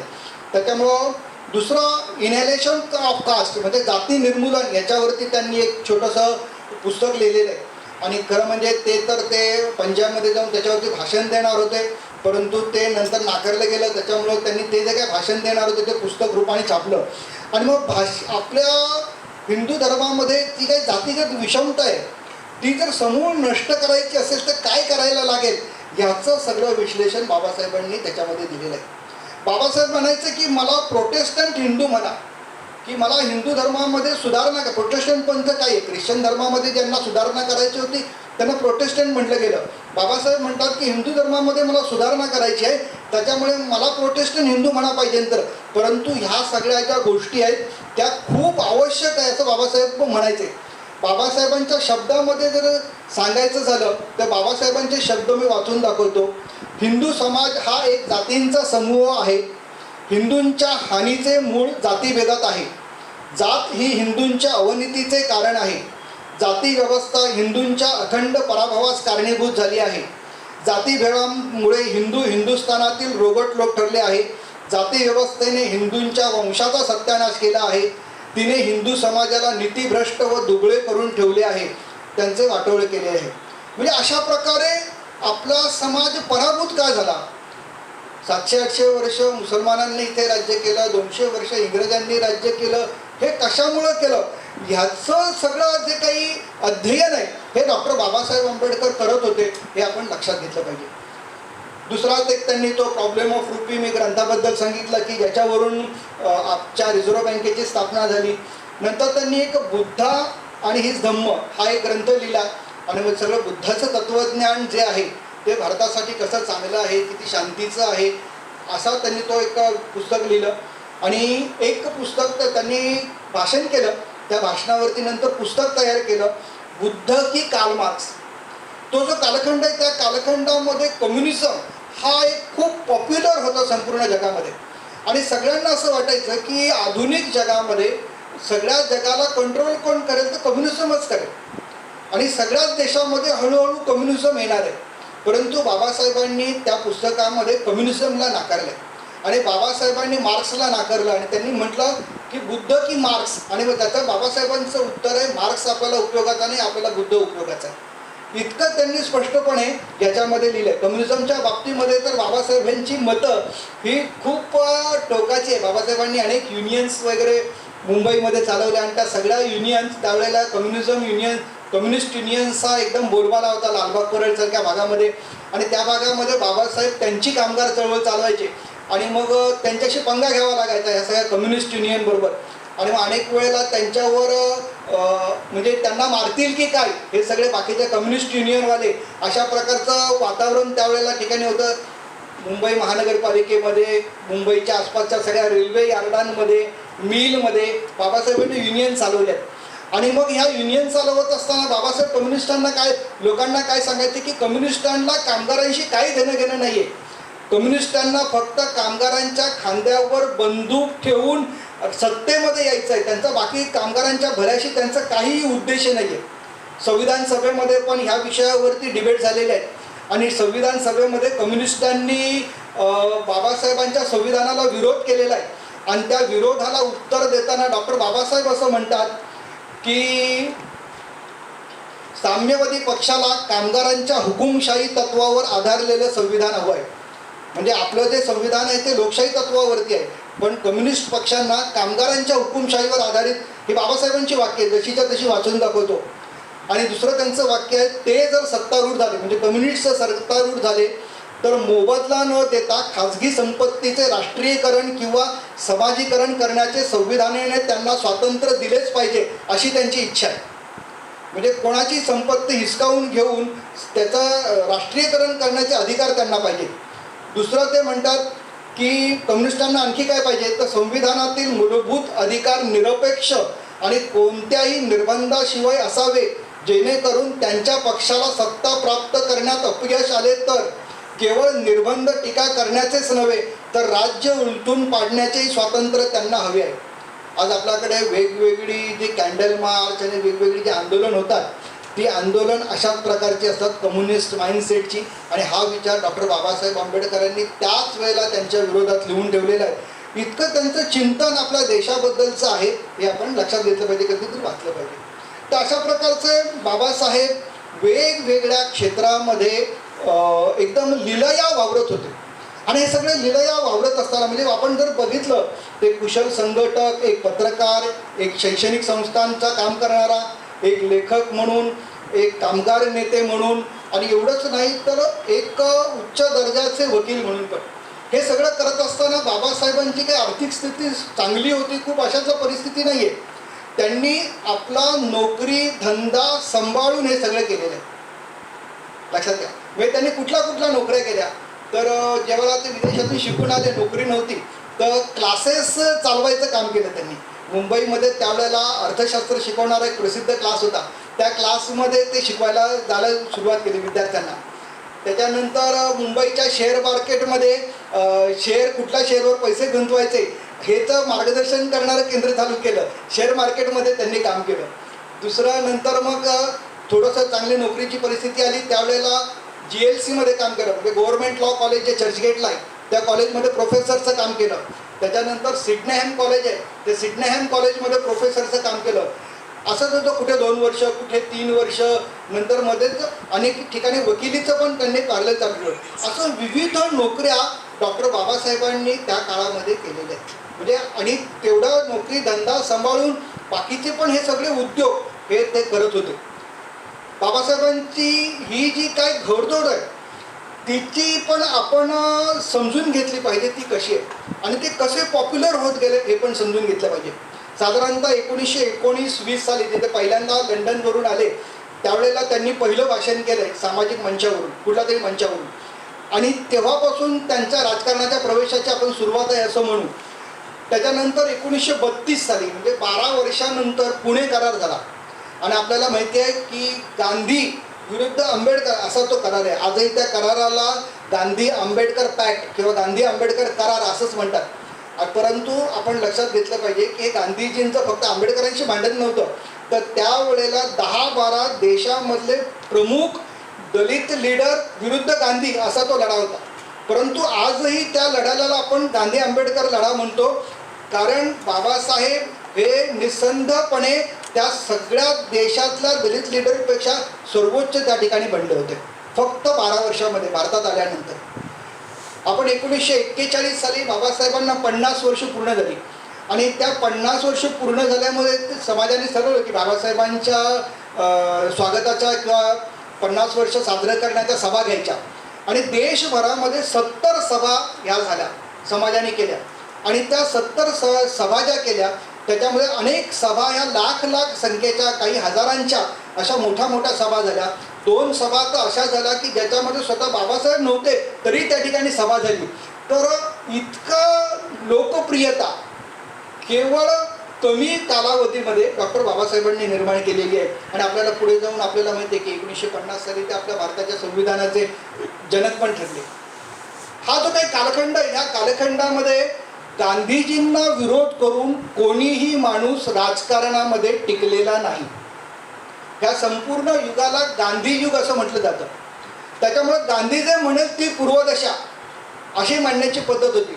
नेहरूजींचं आणि गांधीजींचं कधी पटायचं नाही, परंतु गांधीजींना ते विरोध करू शकत नव्हते, म्हणून गांधीजींच्या बरोबर गांधीजी म्हणतील ते बरोबर म्हणून गांधीजींबरोबर टिकून राहिले. नेताजी सुभाषचंद्रांना ते जमलं नाही, त्यांनी गांधीजींच्या विरोधात इलेक्शन लढवलं, निवडून आले, परंतु गांधीजींच्या आग्रहाखाती राजीनामा देऊन ते काँग्रेसमधून बाहेर पडले. सावरकर गांधीजींना विरोध केला म्हणून राजकारणामध्ये टिकले नाही. अशी मोठी मोठी नावं आहेत की ज्यांनी गांधीजींना विरोध केला ती मंडळी राजकारणात टिकली नाही, परंतु डॉक्टर बाबासाहेब आंबेडकर असे ठरले की गांधीजींना विरोध करून ते राजकारणात टिकले. म्हणजे गांधीजींवरती किती टोकाची त्यांनी टीका केलेली आहे. तर गांधी आणि काँग्रेसनी दलितांसाठी काय केलं हा एक त्यांनी ग्रंथच लिहिला, पुस्तकच लिहिलं, मोठं पुस्तक आहे की गांधी आणि दलितांनी काँग्रेसने दलितांसाठी काय केलं. आणि त्या पुस्तकावर इतकी प्रचंड टीका काँग्रेस आणि गांधीवरती केलेली आहे की ते काँग्रेसवाले जर कोणी वाचतील तर आपल्या डोक्याला हात लावून बसतील अशा प्रकारचे. आणि ते पुस्तक 1946ची जी निवडणूक झाली, 1945ची डिसेंबरला निवडणूक झाली आणि 46चं जानेवारी, त्या निवडणुकीच्या आधी त्यांनी प्रकाशित केलं. त्यामुळं काँग्रेसची मंडळी ह्यांच्यावरती खूपच रागावलेली होती. त्या काळातलं राजकारण काय आहे हे आपण समजून घेतल्याशिवाय बाबासाहेब काय आहे समजत येत नाही. त्याला 3-4 प्रमुख पक्ष आहेत. कुठले कुठले पक्ष आहेत तर सगळ्यात मोठा पक्ष काँग्रेस आहे. त्यांच्या खालोखाल मुसलमानांचा मुस्लिम लीग आहे. सावरकर आणि ह्या सगळ्या मंडळींचा हिंदू महासभा आहे. त्याच्यानंतर डॉक्टर बाबासाहेब आंबेडकरांचा शेड्यूल कास्ट फेडरेशन आहे. आणि मग बाकीचे असे छोटे मोठे पक्ष आहेत. तर ह्या सगळ्या पक्षीय राजकारणामध्ये काय चाललं होतं हे समजल्याशिवाय बाबासाहेब समजता येत नाही. दुसरं की मुळात बाबासाहेब समजायचं तर आपल्याला आपल्या देशामधला जो काही संघर्ष चालू आहे तो संघर्ष नक्की काय आहे हे समजून घ्यावं लागेल. 2 प्रकारचे संघर्ष आपल्या देशामध्ये चालू होते. एक राजकीय स्वातंत्र्याचा संघर्ष चालू होता आणि एक सामाजिक स्वातंत्र्याचा संघर्ष चालू होता. ते राजकीय स्वातंत्र्याचा संघर्ष करत होते. त्यांचं काय म्हणत होतं की भारतामध्ये इंग्रजांचं राज्य आहे, इंग्रजांनी हा देश सोडून गेलं पाहिजे आणि इथं स्वकीयांचं राज्य आलं पाहिजे. एवढेच त्यांची बाकीचे नंतर ते प्रश्न आम्ही आमचे नंतर सोडवू असं त्यांचं उत्तर होतं. मग हा संघर्ष कोण करत होते तर सुभाषचंद्र बोस आहे, सावरकर आहे, राजगुरू आहे, भगतसिंग आहे. अशा प्रकारची जी राजकीय स्वातंत्र्यासाठी लढणारी एक मोठी फळी होती. राष्ट्रीय काँग्रेस ही राजकीय स्वातंत्र्यासाठी लढत होती. बाबासाहेबांचं असं म्हणत होतं की इंग्रज ह्या देशावर राज्य करतायत ही काही मोठी गोष्ट नाही आहे. ते म्हणतात तुम्ही तुमचे प्रश्न सोडवा, दुसऱ्या दिवशी हे इंग्रज इथून निघून जातील. आणि मग इथला प्रश्न काय आहे की इंग्रज गेल्यानंतर ह्या देशाचं करायचं काय, इथली समाज व्यवस्था कशी असेल, ह्या देशाचे प्रश्न हे आहेत. त्याच्यामुळं तुम्ही पहिल्यांदा आपले हे जे काही प्रश्न आहेत हे प्रश्न तुम्ही सोडवा, बाकीचे प्रश्न आपोआप सुटणार आहे हे बाबासाहेब म्हणत होते. आणि आपल्याला माहिती आहे की त्यावेळेला जी आपल्या इथे जातीगत विषमता होती त्याच्यामुळे समाज कसा दुभंगलेला होता. बाबासाहेबांचं असं म्हणणं होतं की इंग्रज ठीक आहे, तुम्हाला स्वातंत्र्य देऊन निघून गेले, तुम्ही नंतर काय करणार आहात, तुम्हाला इथले जे गुलाम तुमचे आहेत परंपरागत त्यांना तुम्ही तुमच्या समाज रचनेत गुलामच ठेवणार आहात का, ह्या प्रश्नांची आधी उत्तरं द्या. त्याच्यामुळं जी ह्यांनी टीका केलेली आहे अरुण शौरींनी की त्यांनी स्वातंत्र्य चळवळीला विरोध केला म्हणून, तो विरोध ह्या गोष्टीमुळे दिसून येतो की बाबासाहेबांचं म्हणणं आहे की ह्या देशातून इंग्रज जाणं महत्त्वाचं असण्यापेक्षा ह्या देशामधला सामाजिक प्रश्न आधी सुटणं हे खूप महत्त्वाचं आहे. हे बाबासाहेबांनी त्या ठिकाणी निश्चित सांगितलेलं आहे. त्या कालखंडातल्या ज्या जातीगत विषमतेच्या घटना ज्या आहेत त्या आता सांगण्याचा वेळ नाही, कधी नंतर परत कधी बोला. त्या काळात समाजरचना कशी होती, काय होती, काय काय कुठे होत होतं आपण नंतर परत, तो एक दुसरा मोठा विषय आहे. बाबासाहेबांनी आपलं संविधान लिहिलं आणि आपल्याला जर कदाचित आपण थोडासा जरा जास्त विचार केला तर आपण गांधीजींना आपल्या देशाचं एक अहिंसेचा पुजारी असं आपण म्हणतो, परंतु खऱ्या अर्थानं एक अहिंसक क्रांती घडवण्याचं काम डॉक्टर बाबासाहेब आंबेडकरांनी केलं आहे असा पण आपण विचार करायला पाहिजे. उदाहरणार्थ आपल्याला माहिती आहे की अनेक ठिकाणी वेगवेगळ्या राज्यक्रांत्या झाल्या, त्यांच्या देशामध्ये संघर्ष झाले. अमेरिकेमध्ये 1860 साली अमेरिकन स्वातंत्र्य युद्ध, अमेरिकेत संघर्ष झाला अंतर्गत आणि अब्राहम लिंकन त्यावेळेला पंतप्रधान होते आणि जे कृष्णवर्णीय लोक आहेत त्यांना गुलाम ठेवायचं की नाही ठेवायचं असा तो संघर्ष होता. आणि मग त्याच्यात अमेरिकेचे 2 भाग पडले. जो उत्तर भागातले होते ते म्हणायचे गुलाम ठेवा, दक्षिण भागातले होते ते म्हणायचे गुलाम ठेवू नका. आणि ह्याच्यातून एक मोठा संघर्ष अमेरिकेमध्ये यादवी माजली आणि त्या यादवीमध्ये 13 लाख लोक मारली गेलेली आहेत. हा अमेरिकेमध्ये जातीगत संघर्षाचे 13 लाख लोक हे त्याचं बही आहे, फलित आहे. आपल्याकडे जे म्हणजे त्याला आपण म्हणतो की सामाजिक क्रांती, तर सामाजिक क्रांतीसाठी अमेरिकेने ही दिलेली किंमत आहे. फ्रान्सची राज्यक्रांती झाली स्वातंत्र्य, समता, बंधुता या त्रयीसाठी आणि त्या ठिकाणी 44,000 माणसं 1790 साली मारली गेली अमेरिकेमध्ये, फ्रान्समध्ये. त्याच्यानंतर रशियामध्ये पण जी काही लेनिननी क्रांती केली त्या लेनिनच्या काळामध्ये 60 लाख लोक मारली गेली आणि स्टॅलिनच्या काळामध्ये 3.5 करोड लोक मारली गेली. हे असे अनेक देशामध्ये संघर्ष झालेले आहेत. आणि संघर्ष कशासाठी तर मानवी हक्काच्या प्रस्थापनेसाठी, सगळे समान आहेत या पातळीवरती येण्यासाठी त्या देशामध्ये झालेले संघर्ष आहेत. आपण भारताचा विचार करा, भारतामध्ये अशा प्रकारचा संघर्ष झाला का? आणि तो झाला नसेल तो कोणी होऊ दिला नाही. आणि त्याचं उत्तर आहे डॉक्टर बाबासाहेब आंबेडकर. आपल्याला 14 तारखेचा सत्याग्रह माहिती आहे. 1927 महाडमधल्या मंडळींनी ते पाणी पियायला आलेली जी काही मंडळी आहे त्यांच्यावर लाठीकाठांनी हल्ला केला आणि त्यावेळेला हजारो लोक बाबासाहेबांच्या बरोबर पण होते. आणि त्याच्यामध्ये नंतर ते पण चिडले, तेही काठ्या घेऊन आले. त्याच्यातले अनेक जण पूर्व सैनिक पण होते आणि त्यांनी सांगितलं की बाबासाहेब आता मी ह्यांना सोडत नाही. बाबासाहेबांनी म्हणालं की आपल्याला आपल्याच बांधवांमध्ये संघर्ष नाही करायचा आहे. आपल्याला जे काही करायचं आहे ते कायद्याच्या मार्गाने करायचं आहे. आपल्याला इथे पाणी पिण्यासाठी मुंबईच्या बॉम्बे प्रेसिडेन्सीनी केलेल्या कायद्यानुसार आपण इथं पाणी प्यायला आलो आहे आणि ही लोक पाणी पिऊ देत नाही आहे. त्यामुळं आपल्याला ही कायद्याची लढाई आहे. आपण कायद्याने लढायचं, कोणीही हातामध्ये कुठलंही शस्त्र घ्यायचं नाही. त्याने आपल्या मंडळींना थांबवलं. 1930 ते 1935 6 वर्ष डॉक्टर बाबासाहेबांनी काळाराम मंदिराचा सत्याग्रह केला आणि त्यावेळेलाही संघर्ष झालेला आहे. आणि पालखीला हात लावू द्यायचा नाही दलितांना. आणि त्याच्यामुळं ती जी पालखी आहे ती दुसऱ्या दरवाजाने पळवण्याचा प्रयत्न केला. त्याच्यामागे दलित बांधव केले की आम्हाला पण त्या पालखीला हात लावायला द्या, परंतु त्यांच्यावरती लाठीकाठांनी हल्ला झाला. अनेक दलित बांधव तिथे जखमी झाले. त्या परिस्थितीमध्ये पण बाबासाहेबांनी पूर्ण देशामध्ये संघर्ष होऊ दिला नाही. दलित विरुद्ध सवर्ण असा संघर्ष होऊ दिला नाही. ते म्हणाले की ठीक आहे, मला मंदिरामध्ये किंवा माझ्या समाजाला मंदिरामध्ये येऊ देत नाही, 6 वर्ष संघर्ष करून सुद्धा येऊ देत नाही. राम काय तुमचा एकट्याचाच नाही आहे, हा राम माझा पण आहे आणि मला तुम्ही जर दर्शन देऊ शकत नाही तर हा राम मला नको.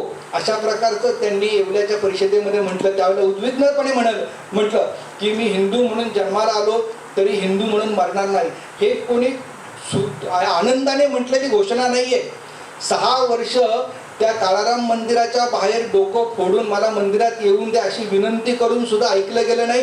तेव्हा त्यांनी केलेली ती घोषणा आहे. आणि ते पण घोषणा केल्यानंतर त्यांनी लगेच केलेलं नाही आहे. त्यांनी 27 वर्ष वाट बघितली. 1956ला जाऊन केलेलं आहे. त्यांना संधी दिलेली आहे आपल्या समाजाला की ते आता तरी सुधारतील आणि या सगळ्या समाजाला आपलं म्हणतील, त्यांना मानाचा सन्मानाची वागणूक देतील. इतकी त्यांनी वाट बघितली आणि त्यानंतर पण त्यांना काही असं जाणवलं नाही. त्यावेळेला 1956 साली त्यांनी बौद्ध धर्म स्वीकारलेला आहे.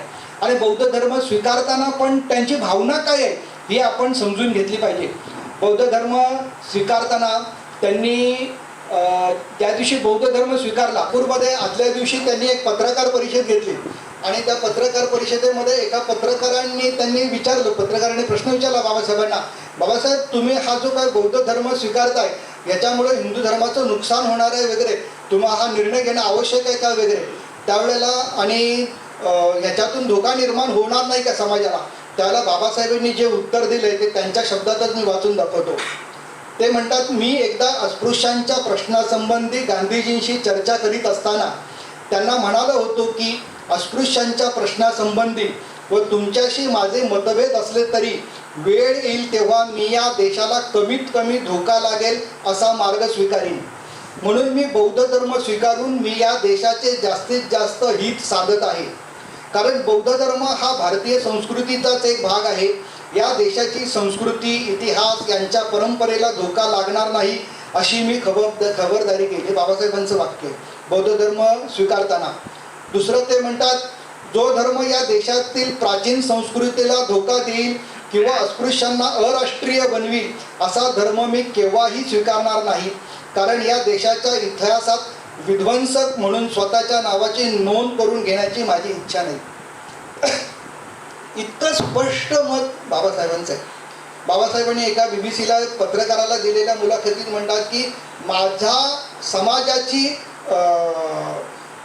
नाळ ह्या देशाशी तुटू नये म्हणून मी बौद्ध धर्म स्वीकारत आहे. अशा प्रकारचं बाबासाहेबांचं स्पष्ट मत ह्या सगळ्या गोष्टीमध्ये आहे, हे आपण लक्षात घेतलं पाहिजे. बाबासाहेब आपला हा देश म्हणून ह्या देशाबद्दल काय विचार करत होते याचा पण आपण विचार केला पाहिजे. एखादं राष्ट्र म्हटलं तर त्या राष्ट्रामध्ये भूमी आहे, तिथली संस्कृत जन आहे, लोक आहेत आणि तिथली संस्कृती आहे, याचा आपण विचार करतो. बाबासाहेबांनी 24 वर्षाचे असताना 1915 साली मी जो म्हटलं की प्राचीन भारतीय व्यापार नावाचा एक प्रबंध लिहिला होता.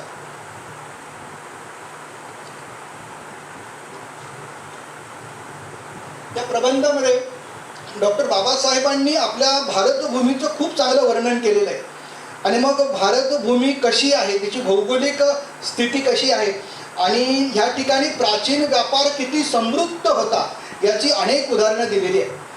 त्यावेळेच्या अनेक इतिहास संशोधकांचे दाखले ते बाबासाहेब म्हणतात की इसवी सन पूर्व कधीतरी आमच्या देशाचा GDP हा 30% होता आणि ब्रिटिश आल्यानंतर तो कमी कमी होत गेला.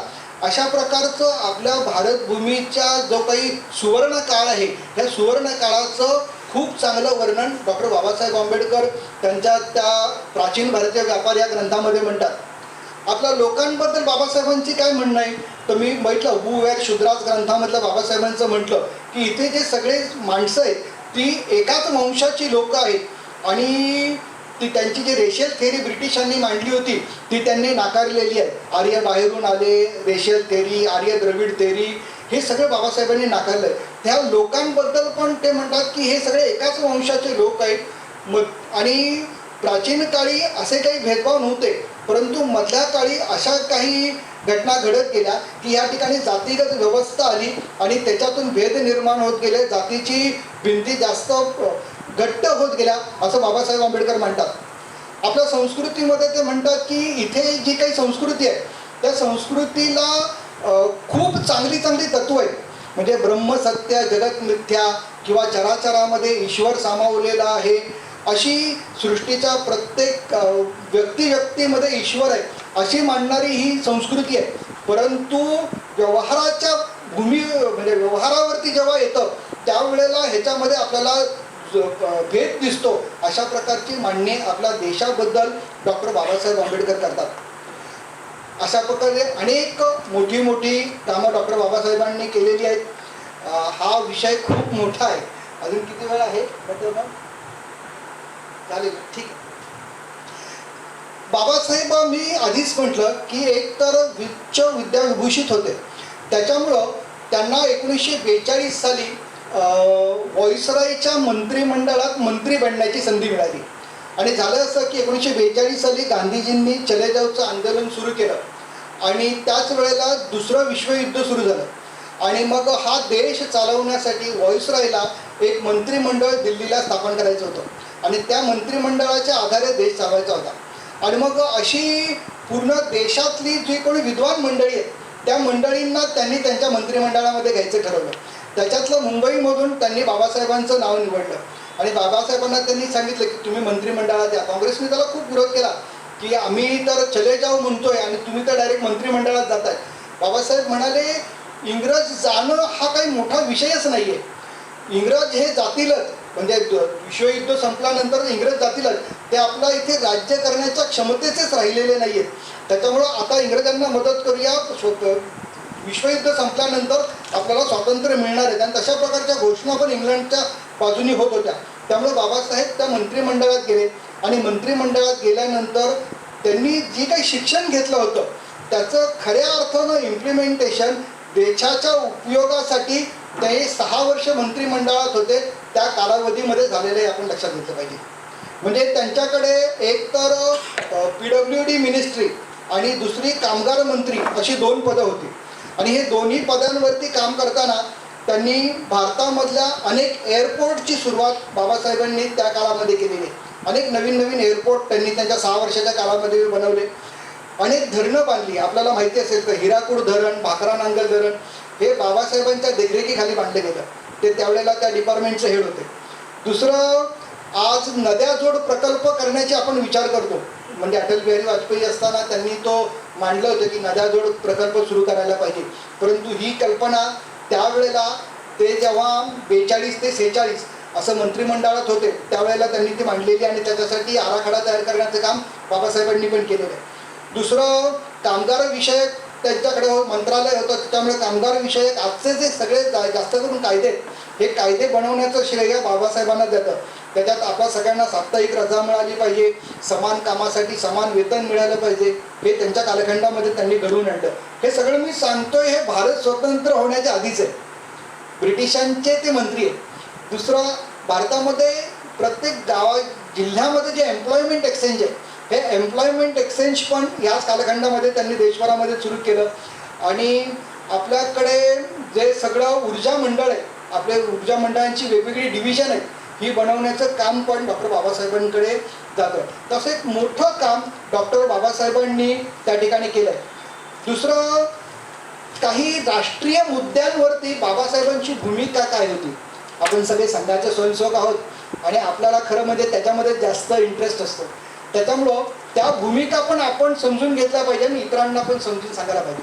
त्याच्यातलं एक आहे भाषावार प्रांत रचना.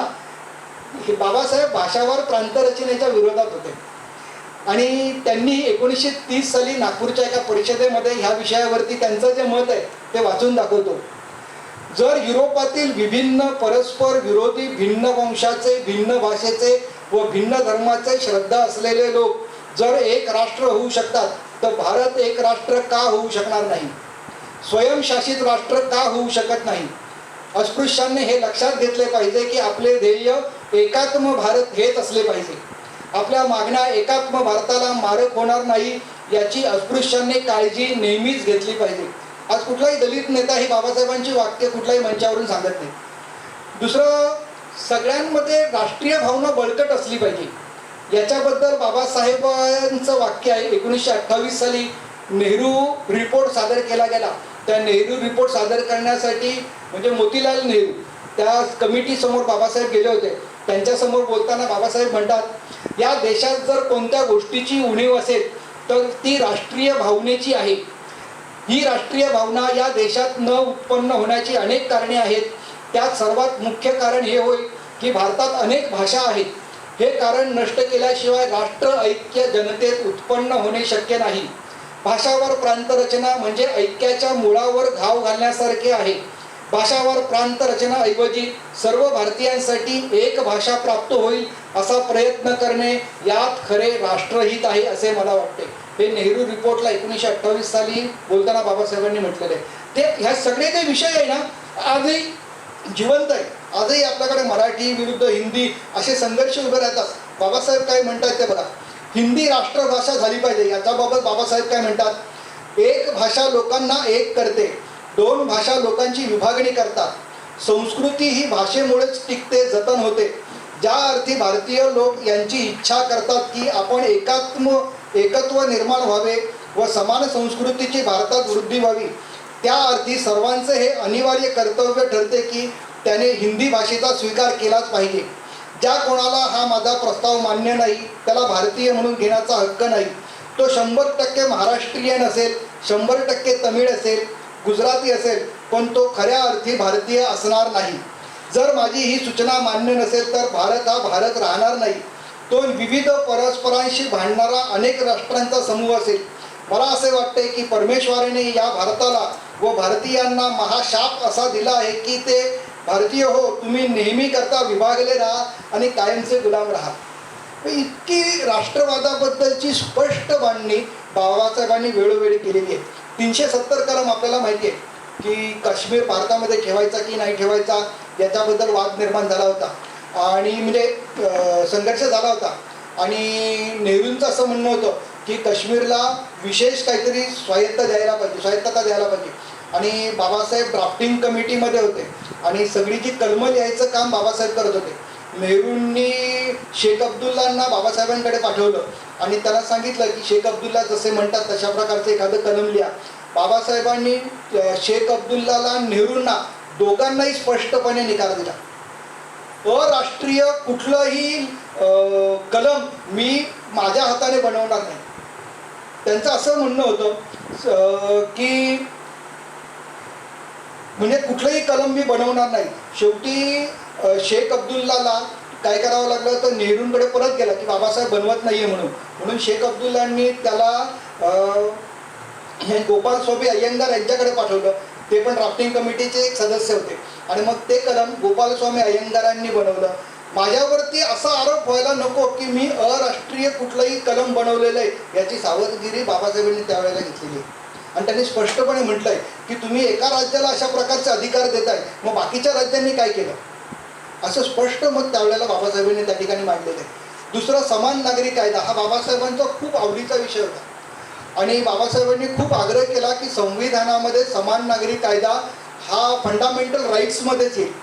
परंतु दुर्दैवानं काँग्रेस त्याला तयार नव्हती कारण मुस्लिमांचा त्याला विरोध होता, शिखांचा त्याला विरोध होता आणि त्याच्यामुळं समान नागरी कायदा येऊ शकला नाही. पण बाबासाहेबांनी आग्रह करून त्या ठिकाणी तो विषय डायरेक्टिव्ह प्रिन्सिपलमध्ये घ्यायला लावला.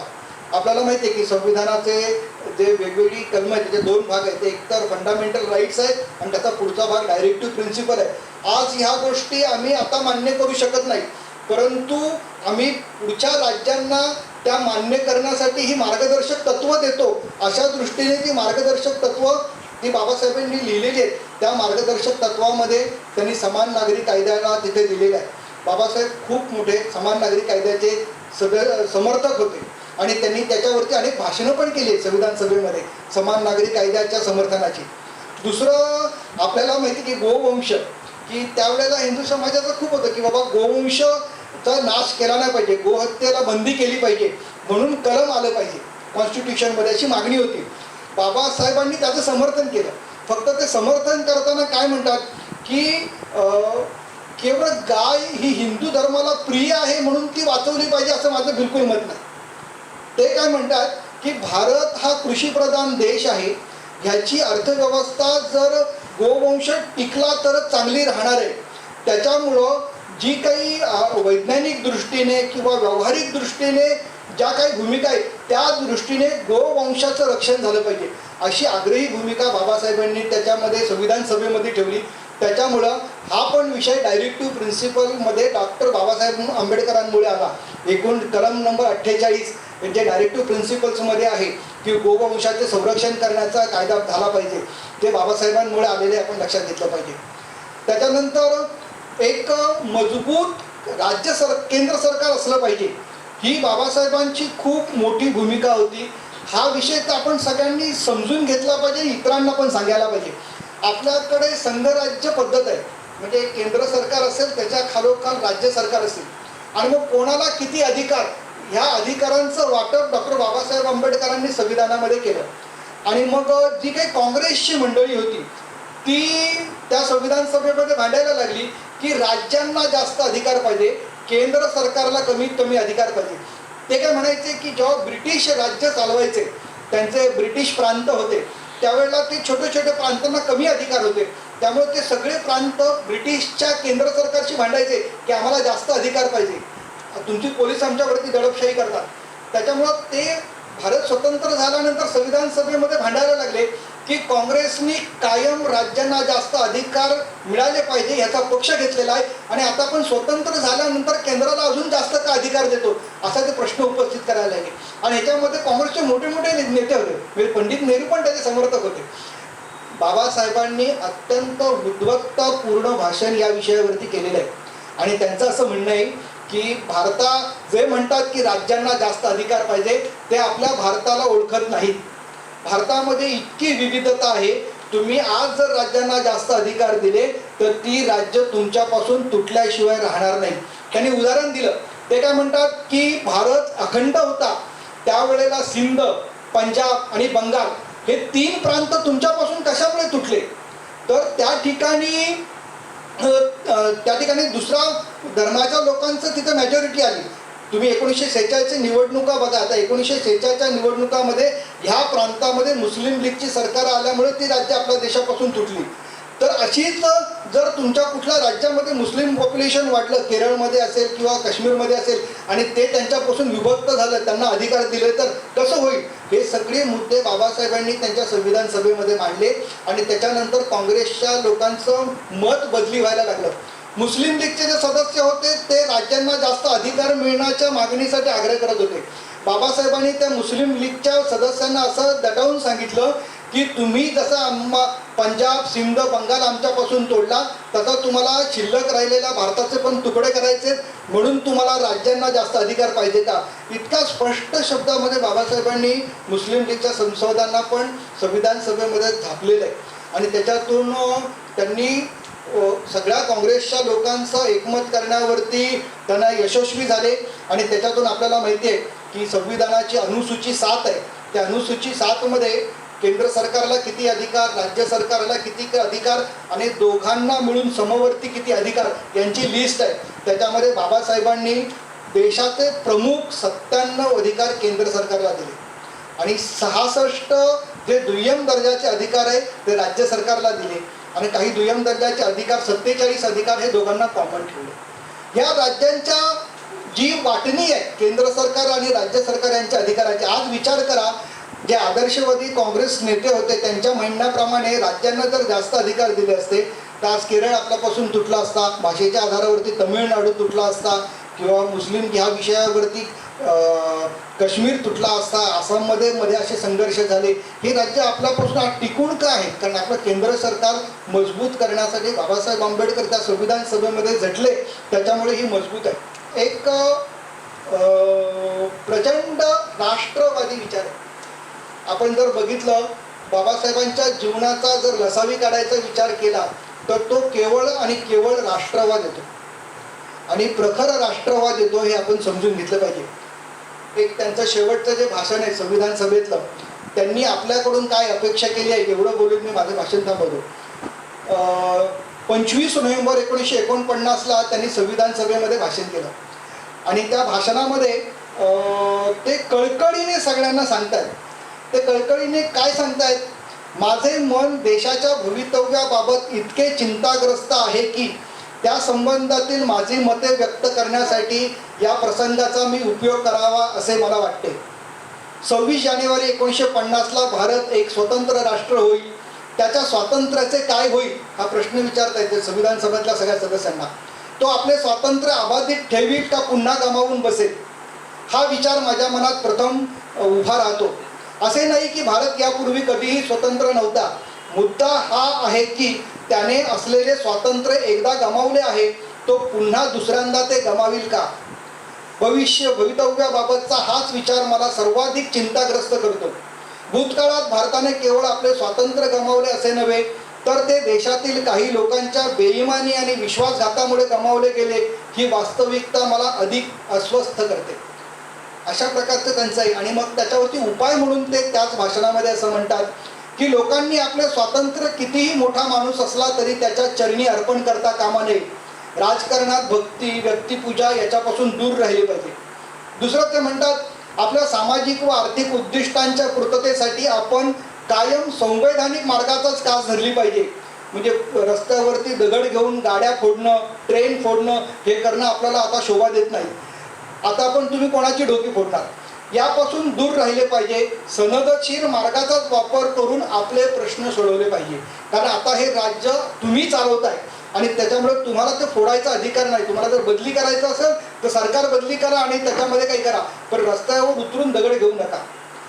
दुसरं म्हणतात, राजकीय लोकशाहीवर आपण समाधान मानता कामा नये. आपल्या राजकीय लोकशाहीचे सामाजिक लोकशाहीत सुद्धा परावर्तन करायला पाहिजे. म्हणजे बाबासाहेब ज्याच्यासाठी लढा लढत होते की सामाजिक स्वातंत्र्याचा लढा आणि राजकीय स्वातंत्र्याचा लढा, ते म्हणतात की राजकीय स्वातंत्र्याचा लढा आपण जिंकलोय, पण सामाजिक स्वातंत्र्याचा लढा अजून सुरू आहे आणि तो यशस्वीपणे जिंकण्यासाठी तुम्ही या संविधानाचा उपयोग करून तो लढा जिंका, असं आव्हान ते सगळ्या जनतेला करतात. समतेशिवाय स्वातंत्र्य म्हणजे काही लोकांचे बहुतांश लोकांवर प्रभुत्व निर्माण करणे होय. पददलित समाजातील लोक स्वतःच्या राज्य करण्यासाठी आतुर झाले आहेत. त्यांच्यात निर्माण झालेल्या या तीव्र आकांक्षा वर्गसंघर्ष व वर्गयुद्ध होण्या इतपत वाढू देता कामा नये. त्याचा परिणाम घर दुभंगण्यात होईल. तो निश्चितपणे विनाशाचा दिवस असेल. आणि त्याच्यासाठी ते अब्राहम लिंकनचं वाक्य कोट करतात, house divided against itself can not be stand. बाबासाहेबांच्या एकूणच त्यांचं जे जीवन आहे त्याच्यामध्ये ते म्हणतात, मी प्रथमतः भारतीय आहे व अंतिमतःही भारतीय आहे. हा बाबासाहेब आपल्याला समजून घेण्याची आवश्यकता आहे. बाबासाहेब वाचण्याची आवश्यकता आहे आणि तो इतरांना समजून सांगण्याची आवश्यकता आहे. एवढं बोलून थांबतो.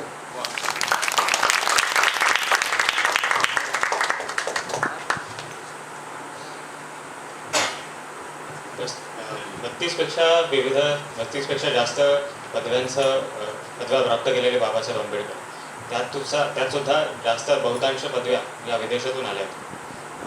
शिक्षणाचं इतकं महत्त्व हे आजपर्यंत भारतातल्या कुठल्याही राजकीय नेत्यांनी असं पटवून दिलं नव्हतं.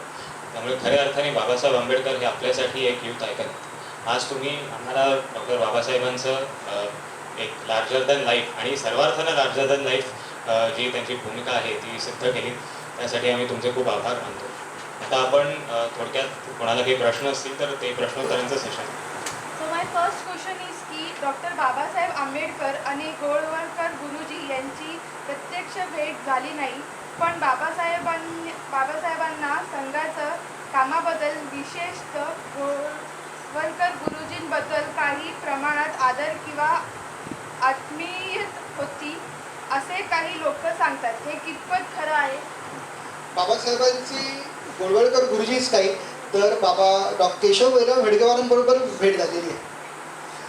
लक्षात घ्या, साताऱ्यामध्ये एक संघाचं शिबिर सुरू होतं आणि त्याच निमित्ताने डॉक्टर बाबासाहेब आंबेडकर पण साताऱ्यामध्ये होते आणि त्यावेळेला हेडगेवारजी तिथे होते आणि त्या शिबिरामध्ये बाबासाहेब आंबेडकर शिबिरामध्ये अतिथी म्हणून आलेले आहेत. आणि हे जी न्यूज आहे ही न्यूज बाबासाहेबांच्या पेपरमध्येच छापली गेलेली आहे. बाबासाहेबांचा जो जनता पेपर यायचा त्या पेपरमध्ये त्याचं कथन आहे की डॉक्टर बाबासाहेबांनी आज राष्ट्रीय स्वयंसेवक संघाच्या शिबिराला भेट दिली म्हणून. आणि एवढंच नाही तर ही घटना त्यावेळच्या ह्याच्यामध्ये पण छापून आलेली आहे, म्हणजे केसरीमध्ये, त्यावेळच्या केसरीमध्ये पण छापून आली आहे. आणि जी व्यक्ती बाबासाहेबांना ह्या शिबिरामध्ये घेऊन गेली ती तिथले एक बाबासाहेबांच्या शेड्यूल कास्ट फेडरेशनचे आमदार होते. ते आमदार बाबासाहेबांना संघाच्या शिबिरामध्ये घेऊन गेले. त्याच्यामुळं ह्याचे खूप पुरावे आहेत की ते बाबासाहेब संघाच्या शिबिरामध्ये आले होते आणि संघाच्या शिबिरामध्ये त्यांनी भाषण पण केलं आहे. आणि मी संघाकडे आत्मीयतेने पाहतो असं त्यांनी जी त्यांच्या पेपरमधलं वाक्य आहे की बाबासाहेबांनी शिबिराला भेट दिली आणि शिबिरामध्ये त्यांनी म्हटलं की मी संघाकडे आत्मीयतेने पाहतो. गोळवळकर गुरुजी ज्या वेळेला दिल्लीला जायचे त्यावेळेला कॉन्स्टिट्यूशन फ्रेमिंगचं काम चालू होतं आणि गोळवळकर गुरुजी 1-2 वेळा बाबासाहेबांना त्यांच्या घरी जाऊन भेटलेले वेगवेगळ्या मुद्द्यांवरती संघाची भूमिका काय आहे आणि समजून सांगण्यासाठी. तर बाबासाहेब दोघंही सरसंघचालकांना भेटलेले आहेत, त्यांच्याशी त्यांनी चर्चा केलेली आहे आणि ह्याचे खूप डॉक्युमेंट्स पण आहेत, म्हणजे काही फक्त हवेत नाही आहे. तर धनंजय किरांचं जे पुस्तक आहे त्या धनंजय किरांच्या पुस्तकात गोळवळकर गुरुजी आणि डॉक्टरजी यांच्या भेटीचा पण प्रसंग त्यांनी त्या पुस्तकामध्ये आहे. त्याच्यामुळे त्यांच्या भेटी झालेल्या आहेत. संघ काय आहे ते त्यांना माहिती आहे. ज्यावेळेला पत्रकार परिषदेमध्ये हा प्रश्न पण विचारला गेला की संघाचे हेडक्वार्टर्स नागपूरमध्ये आहे म्हणून तुम्ही धर्मपरिवर्तनासाठी नागपूर निवडलं का, तर बाबासाहेबांनी त्याला नकार दिला, म्हणाला असं बिलकुल नाही आहे. तर ही नागभूमी आहे म्हणून मी इथे आहे, ते आहेत म्हणून आलो असं बिलकुल नाही आहे. मग अशा प्रकारचं सगळ्याबद्दलचं त्यांचं मत खूप पॉझिटिव्ह होतं. जेव्हा मनुस्मृती जाळली होती तेव्हा बाबासाहेबांचं नक्की काय म्हणणं होतं आणि त्याकडे आपण आत्ता कशा प्रकारे बघितलं पाहिजे. आणि दुसरा प्रश्न एक माझा आहे की बाबासाहेबांना समजून घेण्यासाठी म्हणून म्हणजे कोणत्या प्रकारची पुस्तकं किंवा कुठली ठराविक नावं असतील पुस्तकांची ती कळली तर बरं. दुसऱ्या प्रश्नाचं पहिलं उत्तर देतो. धनंजय किरांनी जे बाबासाहेबांचं चरित्र लिहिलं आहे 450 पानांचं पुस्तक आहे ते आपल्या सगळ्यांनी आवर्जून वाचलं पाहिजे. ते कारण ह्याच्यासाठी की बाकीची अन्य पण चांगली पुस्तकं आहेत, परंतु हे पुस्तक बाबासाहेब हयात असताना त्यांनी लिहिलेले आहे. आणि ते लिहिल्यानंतर ते त्यांनी बाबासाहेबांना वाचायला दिलेलं आहे आणि बाबासाहेबांच्या सूचनेप्रमाणे बदल करून ते छापलेले आहे. त्याच्यामुळे एक ऑथेंटिक असं पुस्तक धनंजय कीरांचं आणि सकारात्मक बाबासाहेब काय आहे ते व्यवस्थित समजायचं असेल तर धनंजय कीरांचं पुस्तक सगळ्यात चांगलं आहे. आणि आज देशभरामध्ये सगळ्यात जास्त पुस्तक जर कुठलं विकलं जातं बाबासाहेबांवरचं तर धनंजय कीरांचंच आहे. त्याच्यामुळं ते पुस्तक आपल्या संग्रही असावं, ते वाचावं. आणि दुसरा जो प्रश्न होता की मनुस्मृतीच्या बाबतीमध्ये, तर बाबासाहेबांची खूप इच्छा होती शालेय शिक्षण घेताना की मला संस्कृत शिकायला पाहिजे, परंतु शाळेत असताना त्यांना कोणी संस्कृत शिकून दिलं नाही. त्याच्यामुळे बाबासाहेब अनेक ठिकाणी म्हणतात की मला माझ्या जीवनामध्ये एक खंत राहिली ती की मला संस्कृत कळलं नाही. पण नंतर ते पुढं असं म्हणतात की आता तर संस्कृतचे अनेक ग्रंथ इंग्रजीमध्ये आलेले आहेत, त्याच्यामुळे मला ते इंग्रजीमधून समजतात. परंतु आपल्याला माहिती आहे की इंग्रजांनी अनेक प्रकारच्या आपल्या श्लोकांचे विक्षिप्त अर्थ लावले, चुकीचे अर्थ लावले, असं पण झालेलं आहे. त्याच्यामुळं ते जे काही लिहिलं गेलं आहे त्याच्यावरून बाबासाहेबांचं तशा प्रकारचं मत आहे. आणि मनुस्मृती ही बाबासाहेबांनी जाळली असं बिलकुल नाही आहे. मनुस्मृती बाबासाहेबांच्या आधीच्या पिढीमधले पण जे काही दलित नेते होते त्यांचीही मनुस्मृतीच्या विरोधात राग होता आणि त्यांनीही मनुस्मृतीच्या विरोधात आंदोलनं केलेली आहेत. बाबासाहेबांनी ते पुढच्या त्यांच्या पिढीमध्ये ते केलं आणि प्रत्यक्षात मनुस्मृती चौदार तळ्यावर जाळली ती बाबासाहेबांनी न जाळता एका ब्राह्मण व्यक्तींनीच, जे बाबासाहेबांचे सहकारी होते, त्यांनी जाळली, हे आपण लक्षात घेतलं पाहिजे.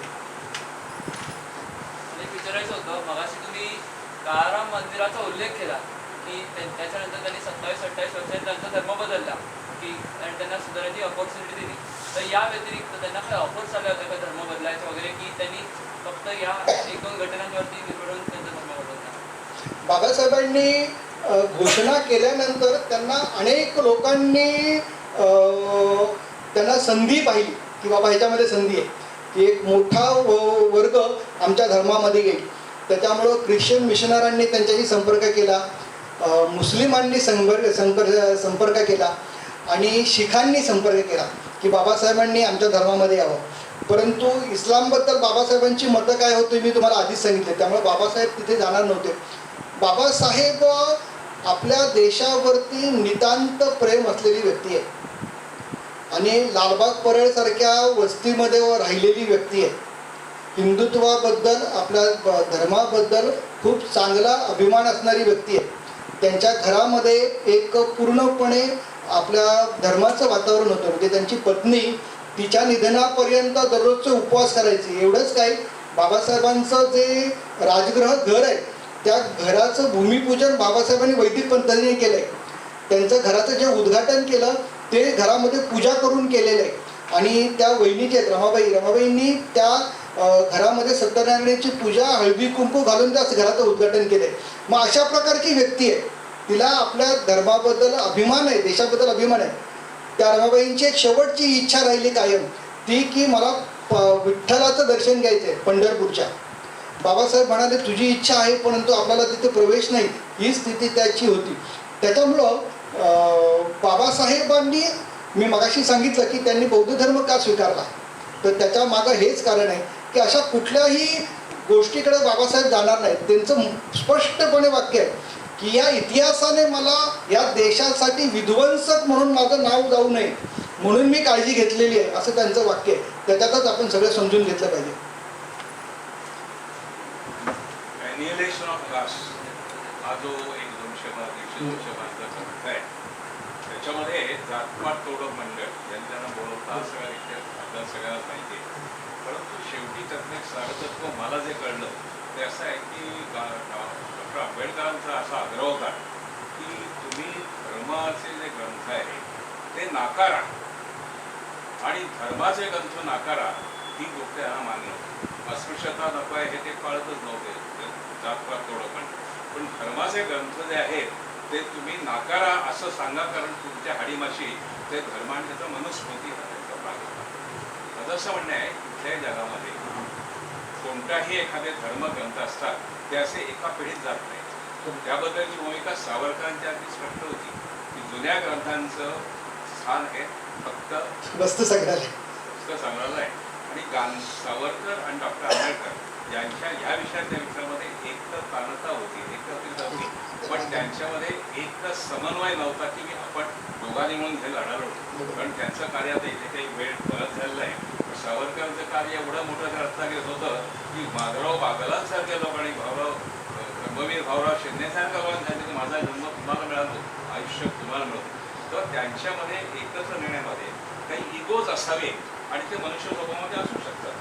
प्रत्येकाला असं वाटतं माझी लिडरशिप असावी, तेच नाही असं माझं म्हणे. तो एक भाग असावा. किंवा दुसरं कारण असं की ते ब्रिटिशांशी पंगा घेत नव्हते, हीच होते. पण त्या तर मी इथे जर ह्यांच्याबरोबर केलं तर ब्रिटिशांच्या आजकाल बॅड बुक्स ऑफ ब्रिटिश राज हा एक विचार असावा. म्हणून त्यांच्यामध्ये एकत्र होत चळवळ झाली नाही. तर हा जो दोन्ही मुद्दे आहेत हे झालं हे बरोबर नव्हतं. त्याला असं एक कारण असावं हे माझं मत आहे. आणि दुसरं असं की हा जो ग्रंथ तुम्ही तिथे नाकारा म्हणणं आहे ते कुठल्या याच्यात होत नाही. पण आजचं तुम्ही चित्र बघितलं तर आपण या तुमचा एक ग्रंथ आपण मानतच नाही होत. मनुस्मृती आपला नाही, पुन्हा त्यात किती परिष्करण आहे काय असे अनेक प्रश्न आहेत. तर ही भूमिका त्यांची थोडीशी बरोबर नव्हती असं मला वाटतं. तुम्हाला काय वाटतं? ठीक आहे. लक्षात घ्या, म्हणजे ग्रंथ नाकारा तुम्हीच सांगितलं की त्यांनीच नाही म्हटलं तर सावरकरांनी पण म्हटलेलं आहे की नव्या युगासाठी नव्या स्मृतीची रचना करा. हे सावरकरांचं वाक्य आहे की जुने ग्रंथ वस्तुसंग्रहालय ठेवा आणि नव्या युगासाठी हिंदू धर्माने नवीन स्मृतीची रचना करा, हे सावरकरांचं म्हणणं आहे. बाबासाहेबांना त्यांच्यासमोर जी काही चॅलेंजेस आली त्या कालखंडामध्ये आणि त्या कालखंडामध्ये आलेल्या चॅलेंजेसमध्ये हिंदू समाज त्यांच्यावरती असलेल्या अशा प्रकारच्या ग्रंथांच्या पगड्यामुळे असं वागतो असं ते स्वतःला सांगत होते. आणि ह्यामुळे बाबासाहेबांनी असं ते विद्वेषाने म्हटलेलं आहे. आणि मी पहिल्यांदा पण म्हटलं की बाबासाहेबांना खऱ्या अर्थानं तेवढी संधी मिळाली नाही, संस्कृतचा अभ्यास करायला मिळाला नाही, ते ग्रंथ त्यांना त्या वाचायला मिळाले नाही त्याच्यामुळं. आणि त्यांनी जे काही वाचलं ते ब्रिटिशांनी केलेल्या ट्रान्सलेशनमुळे वाचलं. कदाचित त्यांनी सगळी जर उपनिषदा मूळ संस्कृतमध्ये वाचली असती तर कदाचित त्यांनी त्यांचं मन बदली केलं असतं. परंतु उपनिषदातल्या अनेक तत्वांचं त्यांनी समर्थन पण केलेलं आहे आपल्याला दिसतं. एवढंच नाही तर बाबासाहेब त्यांच्या पेपर्समध्ये ज्ञानेश्वर, संत तुकाराम यांची जी काही श्लोक आहेत ते श्लोक पण त्यांची ते द्यायचे. त्याच्यामुळं बाबासाहेबांचं ते जे काही मत आहे की आपले सगळे धर्मग्रंथ नाकारा, ते त्यांच्या दृष्टीने जर आपण विचार केला तर ते ठीक आहे. म्हणजे उदाहरणार्थ ते एवढं उच्च विद्या विभूषित होऊन आल्यानंतर बडोद्याला नोकरीला गेले आणि त्यांचा शिपाई देखील त्यांच्या समोर अशी फाईल फेकायचा की मला तुझ्या टेबलचा पण स्पर्श नको. आणि ते बडोदा संस्थानचे मिलिटरीचं जे त्यांचं हे होतं म्हणजे हेडक्वार्टर्स होतं त्याच्या ते अकाउंट डिपार्टमेंटचं हेड होते, तरी देखील त्यांना तशा प्रकारची वागणूक मिळत होती. आणि त्यांना पाणी पण प्यायला तो त्यांना आणून द्यायचा नाही. म्हणजे ही जी स्थिती आहे ही आपण बाबासाहेबांच्या नजरेतून बघितली पाहिजे की हे कशामुळं. म्हणजे काळाराम मंदिर सत्याग्रह असेल किंवा चौदार तळ्याचा सत्याग्रह असेल, चौदार तळ्याचा सत्याग्रह कोर्टामध्ये गेलेला आहे आणि कोर्टामध्ये गेल्यानंतर बाबासाहेबांनी कोर्टामध्ये काय केलेलं आहे तर कोर्टामध्ये हिंदू पंडितांनाच उभं केलेलं आहे आणि हिंदू धर्मशास्त्रानुसार सगळ्यांना पाणी पिण्याचा अधिकार कसा आहे हे बाबासाहेबांनी कोर्टामध्ये सिद्ध केलेलं आहे. आपल्या बदलापूरचे जे एक आहेत, आता त्यांचं नाव लगेच तोंडावर येत नाही, आपल्या संघाशी संबंधितच होते आणि बाबासाहेबांबरोबर शुद्धी चळवळीमध्ये त्यांनी काम केले. बाबासाहेब जानवं प्रदान करायचे कार्यक्रम करायचे, म्हणजे दलित समाजाच्या मुलांना जानवं घालण्याचे कार्यक्रम बाबासाहेबांनी त्यांनी घडवलेले. त्याच्यामुळं बाबासाहेबांचं जे हे काही आहे ते एका रागातून आहे हे आपण नीट थोडं समजून घेतलं पाहिजे. आणि फक्त बाबासाहेबांनीच नाही म्हटलं आहे, अनेकांनी म्हटलेलं आहे की आपले जे जुने ग्रंथ आहेत, कारण काय आहे की आपल्याकडे जे ट्रान्सलेशन झालं आणि मॅक्स मुलरनी ज्या पद्धतीने त्याची ती सिरीज आणली सगळ्या प्राचीन ग्रंथाच्या इंग्लिश ट्रान्सलेशनची आणि त्याच्यामधून आपलं जे काही चित्र उभं केलं त्याच्यातून तर जे जे कोणी इंग्रजी वाचणारे होते आणि ते वाचणारे होते ते आपल्या समाजाबद्दल नकारात्मक भावना असलेलीच ती पिढी सगळी होती. याचा पण आपण विचार केला पाहिजे. सावरकरांबरोबर एकत्र का राहिले? सावरकरांनी पतित पावन मंदिराच्या उद्घाटनासाठी बाबासाहेबांना अतिथी म्हणून बोलवलं होतं आणि त्यावेळेला बाबासाहेबांनी एका कोर्टाची केस आहे म्हणून मी येऊ शकणार नाही असं त्यांना पत्र दिले. त्याच्यामुळं खूप विरोधी टोकं होतं असं म्हणण्याचं नाही, संवाद होता दोघांमध्ये, संवाद होता. बाबासाहेबांना फक्त राग कधी आला, ज्यावेळेला त्यांनी 1935 साली धर्मबदली करण्याची घोषणा केली. त्याच्यानंतर सावरकरांनी त्याच्यावरती करू नका वगैरे असं अनेक प्रकारचं लिहिलेलं आहे. इव्हन बौद्ध झाल्यानंतर पण सावरकरांनी त्यांच्या विरोधामध्ये लिहिलेलं आहे. तर त्याच्यामुळे तो एक त्यांच्यामध्ये हे होता. दुसरं, ज्या वेळेला गांधीजींची हत्या झाली त्यावेळेला असा प्रसंग सांगतात की मंत्रिमंडळामध्ये बाबासाहेब होते आणि गांधी, नेहरू वगैरे ही सगळी मंडळी मंत्रिमंडळात होती आणि सावरकरांना सुद्धा गांधी हत्येमध्ये अटक झाली होती आणि गांधी हत्येमध्ये पूर्णपणे फसवण्याचं त्यांचं ह्या सगळ्या मंत्रिमंडळाच्या ह्याच्यामध्ये चर्चा झाली होती. बाबासाहेबांना ते राहवलं नाही आणि त्यांचे जे वकील आहे भोपटकर, मला वाटतं त्या भोपटकरांनी ते प्रसंग त्यांनी सांगितलं की बाबासाहेबांनी त्यांना जाऊन सांगितलं की असं असं आहे, तुम्ही वकिलीच्या दृष्टीने असा असा बाबा सावरकरांचा बचाव करा, सावरकर वाचले पाहिजे. म्हणजे समोरासमोर जरी ते एकमेकांच्या वैचारिक दृष्टीने दोन टोकं होती तरी एक खूप चांगला आदर होता आणि हे होतं हेही आपल्याला दिसतं. आणि हे भोपटकरांनीच लिहून ठेवलेलं आहे, त्याच्यामुळे त्यांना नाकारता येत नाही, एवढा मोठा माणूस होता तो. वैदिक वाङ्मयामध्ये श्रुती आणि स्मृती अशा दोन गोष्टी आहेत. स्मृतींना आंबेडकरांचा फार विरोध नव्हता. स्मृती मानव निर्मित आहेत, त्यामुळे त्याच्यात मानवाच्या कालानुरूप काही गोष्टी येतात, त्यांनी विरोध केला, हे बरोबरच आहे. अडचण फक्त एका ठिकाणी येते की तुम्ही मगाशी उल्लेख केल्याप्रमाणे धर्मांतराच्या आदल्या दिवशी त्यांनी खूप चांगलं बोललेले आहेत, यात शंका नाही. परंतु प्रत्यक्ष 22 प्रतिज्ञांमध्ये गडबड आहे. मला असं वाटतं ते खरं थोडं आपण की खूप चांगला प्रश्न विचारला. तर मी असं मत सांगतो की त्यांना व्यक्तिगत आयुष्यात सुद्धा मगाशी आंबेडकर समजले नाही, बरोबर आहे. बहुसंख्य हिंदू समाजाला समजले नाही, तसे ते स्वतःला आज आंबेडकरी म्हणतात त्यांनाही समजले नाही किंवा कदाचित यांच्यापेक्षा ते त्यांना जास्त समजले नाही आहेत. तेव्हा त्यांच्यावर दबाव होता म्हणून त्यांना 22 प्रतिज्ञात काही करायला लागलं, कारण अन्यथा त्यांच्या ह्याच्यात इतका क्रूरता दिसत नाही. चुकीच्या गोष्टीला चुकीचं म्हटलं आहे, पण सर्व सरसकट सगळ्याला एका रंगात रंगायचं त्यांच्यात दिसत नाही, परंतु ते 22 प्रतिज्ञा मात्र ते दिसतं. असं का? 22 प्रतिज्ञाबद्दल सांगतो. हा 22 प्रतिज्ञा विषय कुठून आला तर नागपूरला हा कार्यक्रम होण्याच्या 1-2 दिवस आधीपर्यंत 22 प्रतिज्ञा असा काहीच विषय नव्हता. ज्यावेळेला नागपूरमध्ये बाबासाहेब आले आणि तिथलं ते एक प्रसिद्ध हॉटेल आहे, त्या हॉटेलमध्ये थांबले होते, तिथे कार्यकर्त्यांची बैठक पण झाली आणि सगळ्या कार्यकर्त्यांनी बाबासाहेबांसमोर एक चिंता व्यक्त केली. ती म्हणाले की कुठलाही हिंदू माणूस तुम्ही त्याला बौद्ध धर्म दिला तर तो घेईल, परंतु त्याच्या घरामध्ये असलेल्या 5 देवांच्या बाजूला तो 6वा ठेवेल आणि ते त्यांच्या घरातले जे काही धर्म आहे ते म्हणजे देव आहेत ते काढणारच नाही, तो त्यांच्याच देवाला पूजणार. तुम्ही म्हणाला म्हणून हा 6वा देव पूजेल आणि त्याच्यामुळं तुमची जी इच्छा आहे ती इच्छा कधीच पूर्ण होणार नाही.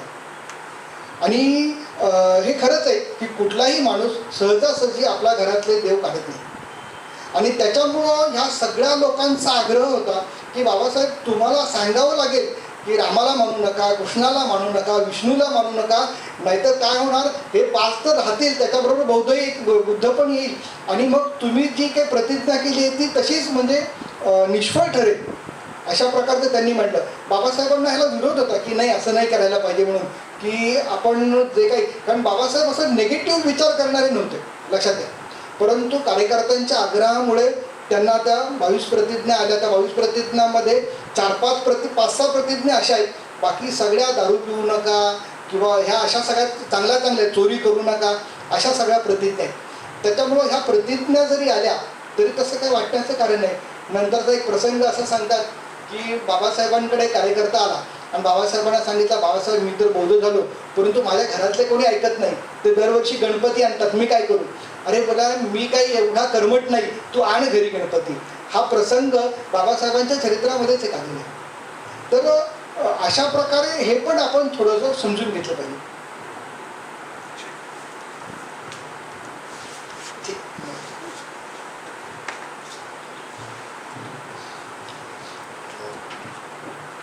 राष्ट्रपुरुषांना कधी कुठल्याही एका संघटनेच्या एका विचारधारेच्या बंधनात बांधून ठेवता येत नाही. ते आज खऱ्या अर्थाने सिद्ध झालं. म्हणजे काही विचारधारांनी, काही संघटनांनी बाबासाहेबांना अप्रोप्रिएट करण्याचा प्रयत्न केला की त्यांना एका एका विचारांच्या चौकटीत बांधण्याचा प्रयत्न केला. पण जसं आपण बाबासाहेबांबद्दल जास्त वाचू तसं आपल्याला समजेल की ते पूर्णपणे चुकीचं आहे. ते सर्वार्थानं राष्ट्रवादी होते आणि त्यांना कुठल्याही राष्ट्रपुरुषाला एका चौकटीत बांधता येत नाही. तर आता आपण कार्यक्रमाचा समारोप करूया. मी अर्णव कुलकर्णीला विनंती करतो की त्यांनी संपूर्ण वंदे मातरम गीत घ्यावं. धन्यवाद.